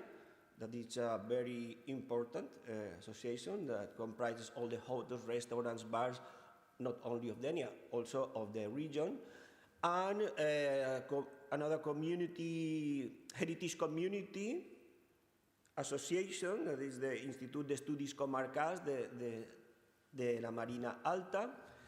And we had also the support and the help of the University of Alicante, because we were together in a project also about heritage, so we invited them to collaborate with us. So then, with this meeting, we showed them there was like a committee of experts. I was there as coordinator of the project. Then Giuseppe is here today. He's the head of the museums and archaeological department of the town hall. He's the local archaeologist. He was at the beginning. He started from the first day and is still here. There was one delegate of the University of Alicante. There was also one delegate of the tourism department of Denia. And then, so how we started to get a proposal from the people. So there was first of all, there was a press release about the project. Denia is not so big, so there's around 45,000 people who are registered. So almost everyone we know each other, especially the people that are interested in heritage. And so with the mailing list, the social media, the website of the town hall, press releases in all the different papers of the area, then we organized our first seminar. But the point is that we went to the first transnational seminar in Linköping, and afterwards, before going to tours, we had already organized our local seminar. And at that seminar, we gathered a lot of contributions. So we were together with the people there. It was very successful. The program was very nice. There were very interesting talks about archaeology, with also about the gastronomy, and it involved many people. And then we started.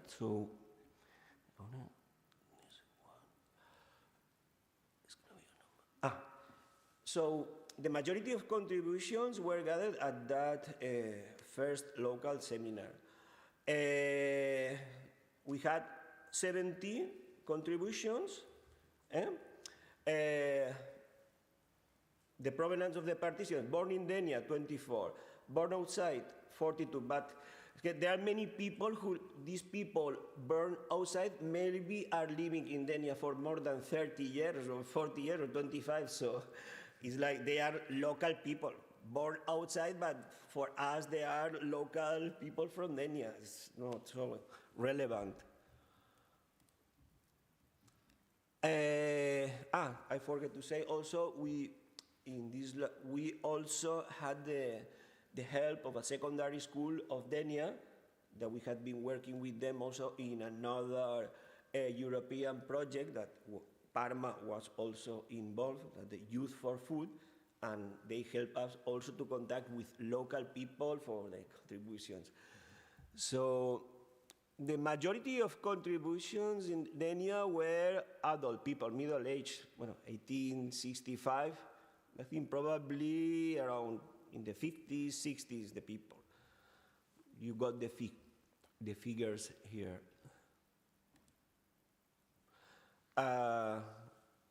Local authorities, other public bodies, 8 contributions, members of associations. These associations that participated is when the Hospitality Association, the Institut Estudis Comarcals, that is like an association that gathers different researchers and teachers around the history and the heritage of our regional area, but they are around 700 or 800 people, so it's a very strong, because the perception of heritage in our area is very strong. The people are very aware of our cultural heritage.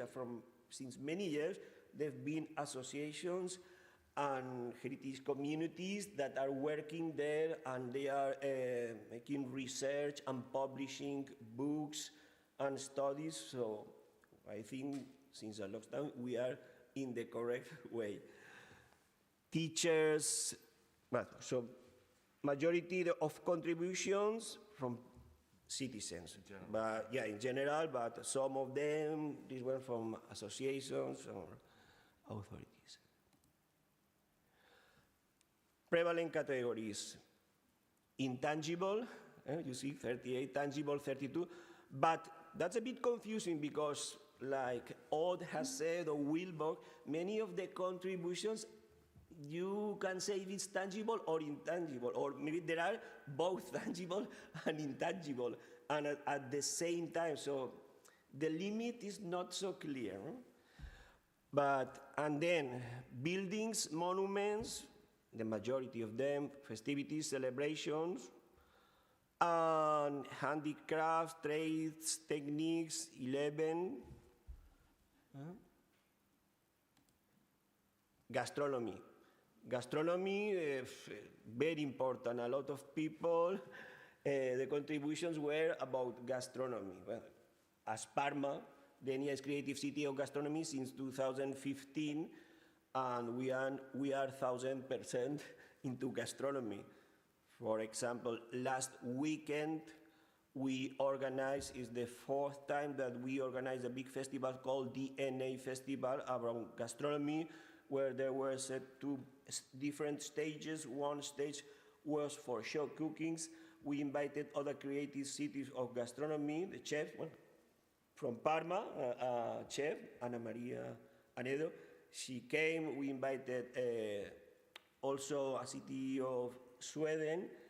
We invited Bergen in Norway. We invited Cochabamba in Bolivia. So the main stage were for show cooking chefs, not only from creative cities, but also 3 Michelin-starred chefs, top chefs of Spain. And there was another stage where there were many workshops and talks, and also the restaurants who wanted to participate, they had created a special menu with local products. So it was landscape, nature, environment. Yeah, the love to our environment, the desire for a more efficient protection of it. Mongo, the marine reserve. And gastronomy, the 3rd block of interest that, as I have already explained, we are into gastronomy. So we are all the time organizing conferences, events about gastronomy, participating in international events on gastronomy. So we are very active about that, and the people is what they want, so we're fantastic. Here are some samples of the contributions. This one has to do with gastronomy, and that's the typical mid-morning snack that we have in Denia, because majority of people, we start working at 8 o'clock, and then at 9:30, 10, that depends on the work you have, you go to a bar and you can eat a fantastic bocadillo, like this one, with a salad, a beer, a coffee, and it is just only 4 or 5 euros. So fantastic. Come everyone to Denia and you'll have one of the best gastronomies in the Mediterranean and in Europe. You are invited. Another contribution that is common, because I've seen that Conable had a very important project about the dry stone walls. And yes, some of the contributions that have to do with the nature were about the dry stone wall, to get more protection, because some of these walls are abandoned, and sometimes people tend, instead of using the stone, they are doing it in another more modern way, that forgetting the traditional way of building. So, yeah, if we don't protect that, that implicates the destruction of this heritage. Well, disappeared? No. Vale. Okay. This contribution was very interesting also, was talking about the tradition of a fishing village, that all these old techniques, all these trades for fishing should be, we had very recently opened a new museum about the sea. So part of this contribution is already, we have already done that with the Museum of the Sea. And this Museum of the Sea is more about history, about vessels from the ancient, the Phoenician times.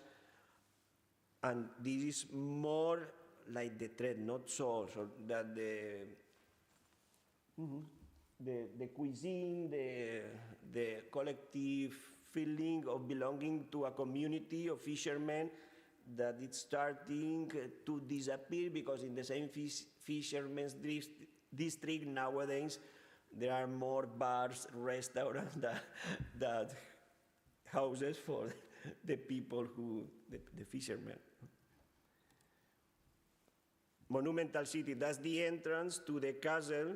You see this Muslim arch. And this was very interesting, this proposal, because in Denia, we have very rich history from ancient times, Roman times, and where it's supposed that it was the ancient Roman village, now is a plot that belongs, it's private and it's abandoned.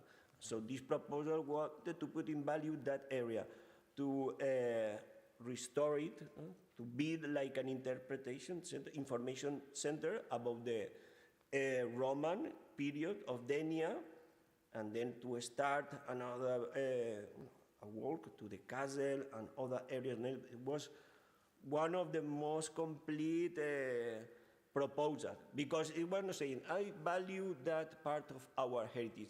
It was proposing actions, real actions to that heritage. This beautiful picture is one fire, if you don't know, but the fires of Valencia, probably you know, everyone knows about the fires, but is the most important festival in the city of Valencia. We are 100 kilometers from Valencia, and we also we have this festival of the fires, that these big, fantastic monuments that are staged there for 2-3 days, and at the night of Saint Joseph, they're burned down.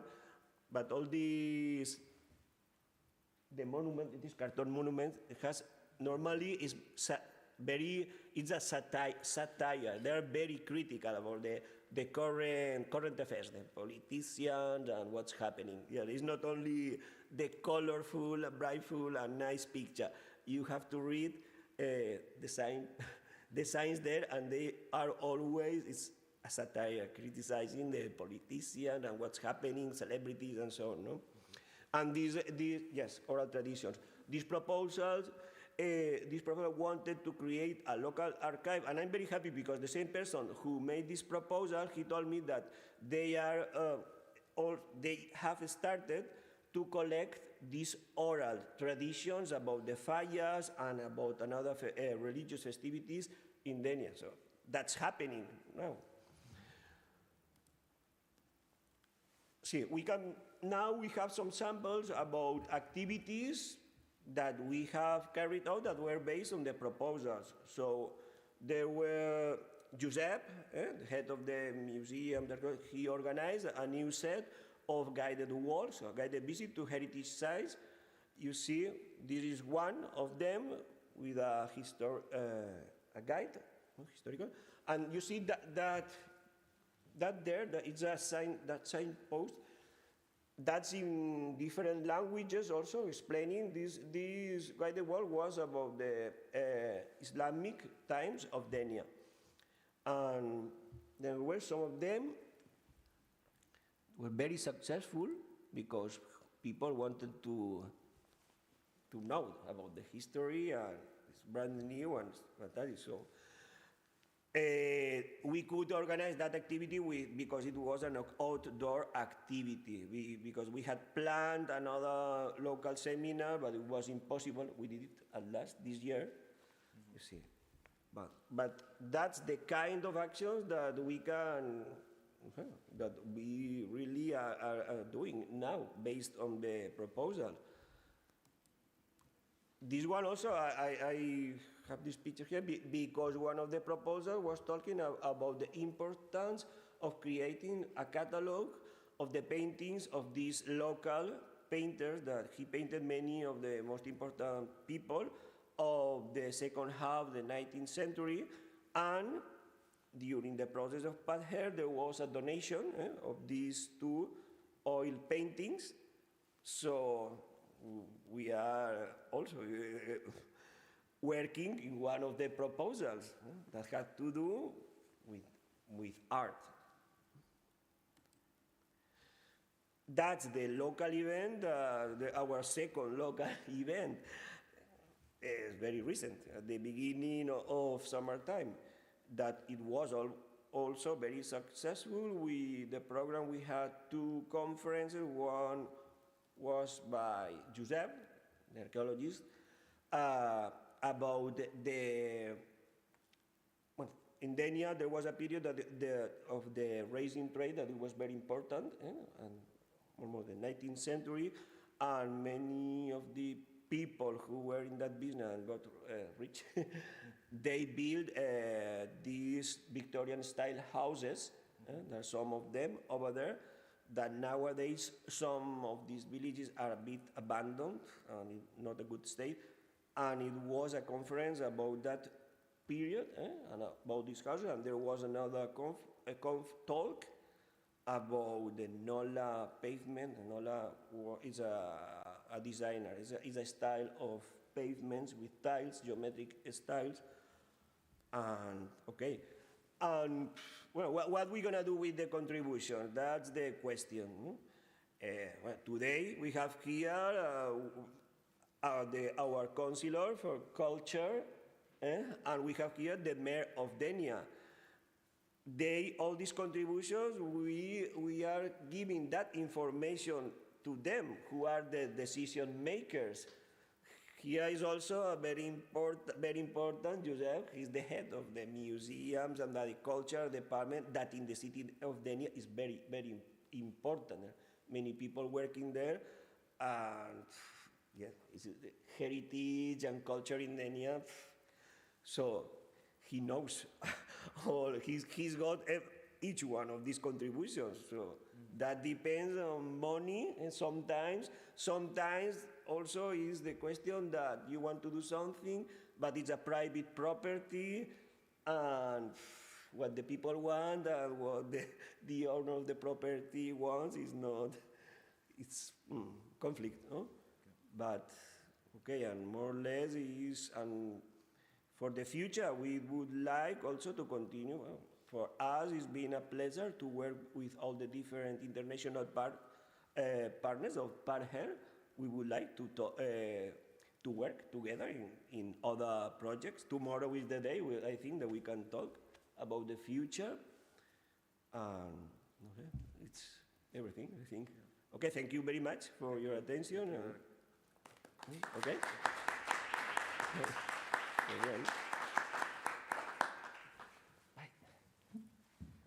Thank you very much, Eric. The last, Parma, Lucrezia, for the last report. Last but not least. Aspetta che te lo trovo. Cioè,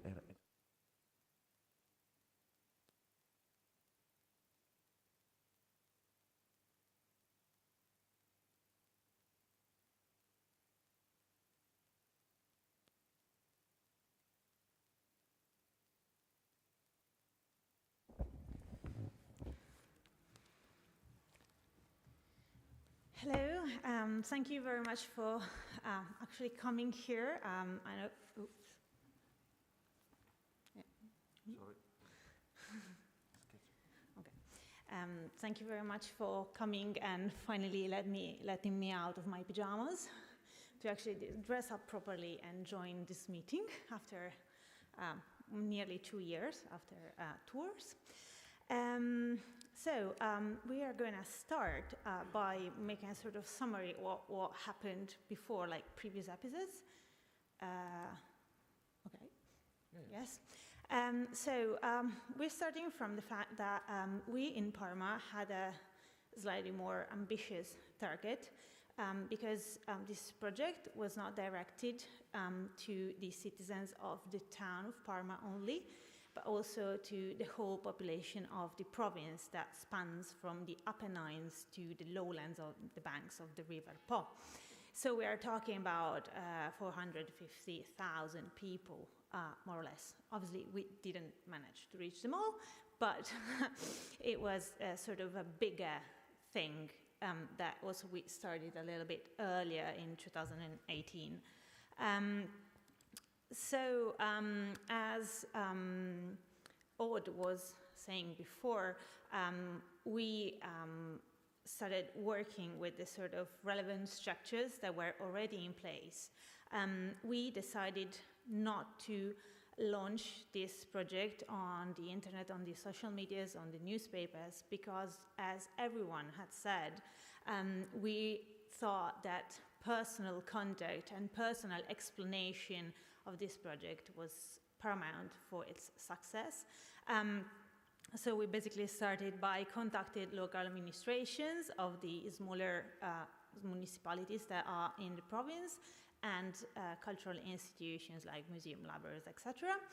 And the local organizations. We have thousands of associations dealing with culture, music, and whatever.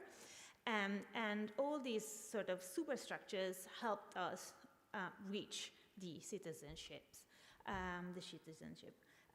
Because again, personal contact is absolutely paramount for us.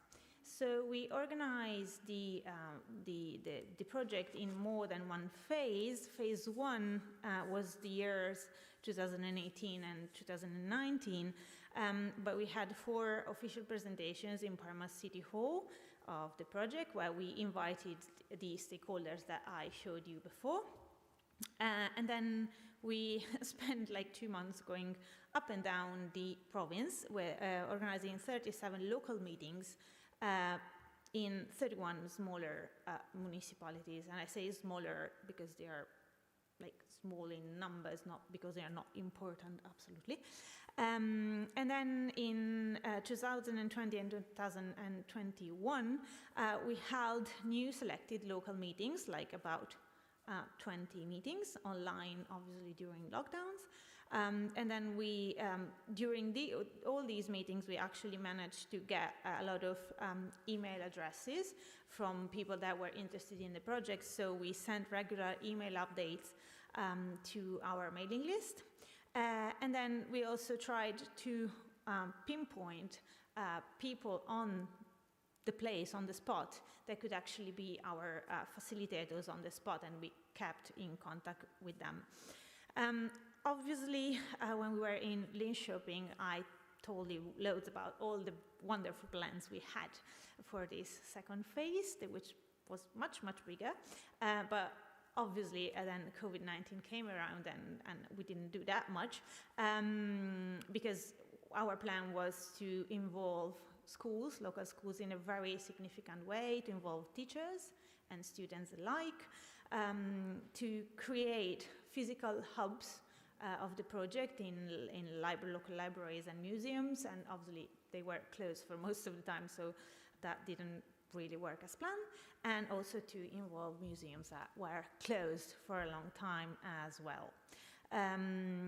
But anyway, even though things didn't go quite as planned, we are quite happy about our numbers that I'll show you later. And just to conclude about well, the number of people involved, we had at least 4 people more or less regularly involved in the job, like myself and my 2 partners, Filippo and Francesco, that you met in Linköping, and obviously Marco from the culture department, and a few of his colleagues, like on and off. And then in the last few months, like just a few months ago, we managed to involve a group of anthropologists that are working in Parma that now sitting at the very back. But we are very happy that we managed to take them on board to develop future actions. Talking about our numbers, I'm very happy to say that we managed to reach the target of 200 proposals. Yay! Like offered by only 42 people. So as I already mentioned in the previous meetings, we had several contributors, and my idea is that they will keep contributing and we will need to stop them at some point. But unfortunately, the numbers were not they are not significantly different from what I presented in Kassel, at the Kassel meeting. So I'm not going into the details again. Let's just remark that we had very, very few contributions from very young people.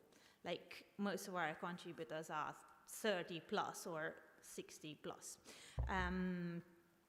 For the problem that we said before, that we weren't actually able to involve schools. So I'm not going into those details now because they are more or less the same, but what I really wanted to focus this presentation about is what we did this year with the with the proposals that we got on our platform. And what we did was to organize this project that is called Comunità dei Musei 2021. It is a very ambitious 7-month program lasting from May to November, a program of nearly 90 free events aimed primarily at local people, including guided tours, seminar, learning activities, ranging in space, as I said, from the lowlands to the Apennines. There you can see all the nice monthly programs that we organized. The link of Comunità dei Musei with the Parterre project and the platform was, first of all, that the team that developed this project was more or less the same, because we had Marco and the company I work. Yes, myself and Filippo and my other partner Francesco, so the company that we work for. And secondly, and more importantly, obviously, the proposals collected through the platform provided inspiration for most of the guided tours and activities in the program. Let me make some example. For example, many proposals in our inventory dealt with the troubled years of fascism and World War II. So we created Parma's Rebels, a 3-part working tour to discover the main events, places, and people of Parma's history from the 1920s to the rise of the resistance movement and the last years of the war. Another recurring theme in our inventory was the key role of cemeteries in preserving the memory of local communities, and we had so many contributions about cemeteries. Therefore, we organized three visits at Parma's Old Cemetery and a two-bar working tour plus conference called Parma's History Through Plaques and Tombstones. And last but not least, farming culture and, forgot about that. Farming culture and traditions were also very, very important for our contributors. We included several guided tours focusing on this topic, such as a visit to the Ettore Guatelli Museum that you're going to see tomorrow, and also a very funny one called Pigs and Swineherds in the Middle Ages, that you can see here, exploring the medieval origins of Parma's celebrated cheese and cure meats. And in the photo you can see a good friend of ours, Giovanni, with a pig, fake pig, obviously. Just to give you an idea of how big the project was, we had a total number of events open to the public, like 60 events open to the public. Of these 60 events, 9 of them were specifically devoted to families and children, so adults couldn't go. And of those 60, like more than half were actually, children were actually admitted, so that the guide had to, change a little bit if there were children. But anyway, we had a lot of families, and also, quite interestingly, we had a lot of teenagers coming, probably not willingly. They were dragged by their families, but anyway, we did manage to involve them. And then to these 60 activities, you had to add a further 15 learning activities for local schools. And I repeat, this whole thing was free for the participants.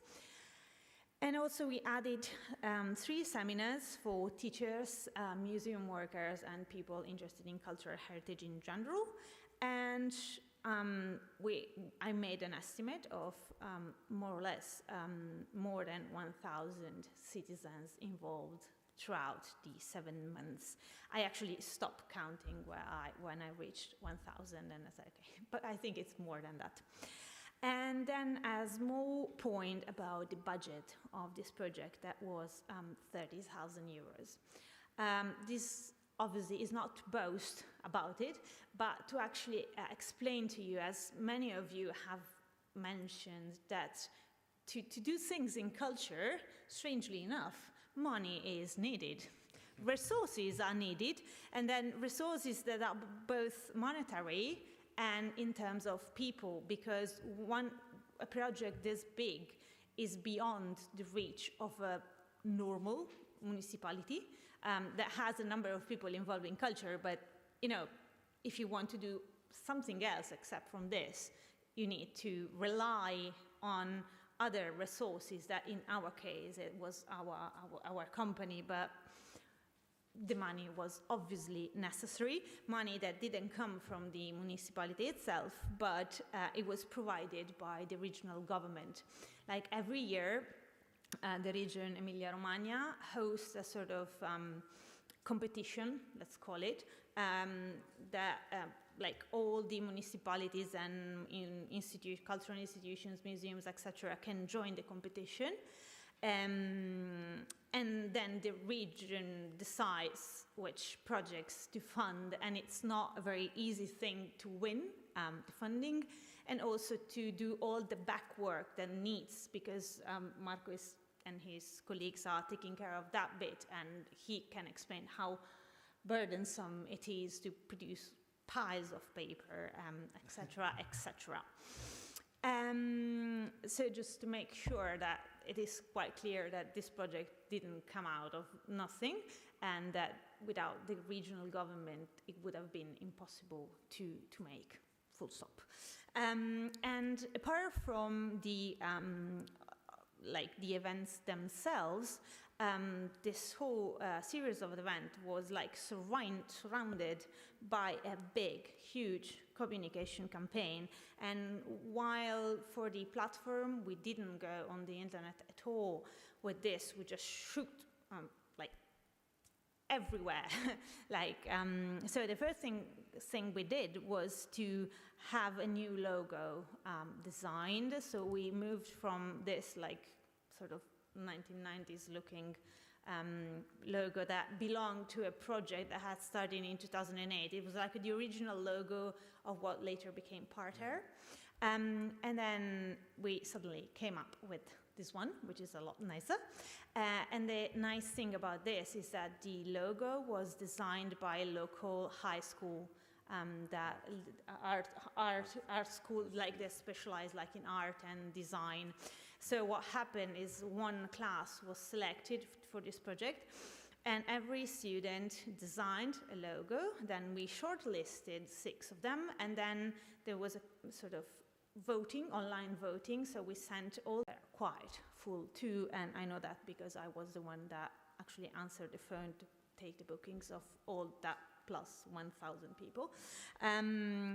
But what I'm actually even happier to say is that we managed to meet the quite ambitious aims of these projects that were, first of all, to encourage local people to rediscover and reappropriate local cultural heritage after COVID-19. And given the numbers and all the people that we have to leave out because the places were full, I think we quite met that goal. The second thing, and that's where the whole project, like even the Parterre project started from, was this Comunità dei Musei. So a way to foster collaboration and teamwork between all the museums and all cultural institutions in the province of Parma. So instead of having museums like competing against each other, like stealing visitors from one another, to actually make them work as a sort of a big team. That was not easy, but I think in some way we are quite managing in the long run to attain that goal. And also to help people, as well as museums themselves, to discover and appreciate the very close relationship binding museums to the land and culture that surrounds them. So museums that are not sort of standalone institutions, but they are surrounded by a whole world of cultural heritage. And in some way we call that museo fuori dal museo, so the museum that lies outside actual museums. But I think that the fourth aim that we reached, and that was quite unexpected, but I'm very happy to say, is that as I was taking all the bookings, I realized that a lot of people kept coming back to different, events, and some of them came to all of them, and they were fantastic. And some others just sort of aimed at specific topics. I don't know, the 1914 or 1920s or whatever, or contemporary art. And so in the end, what I think this project brought about was actually the creation of heritage communities. And I think this is the most important result because it provides, we believe, a very solid basis from which to develop further projects. Thank you. Thank you very much.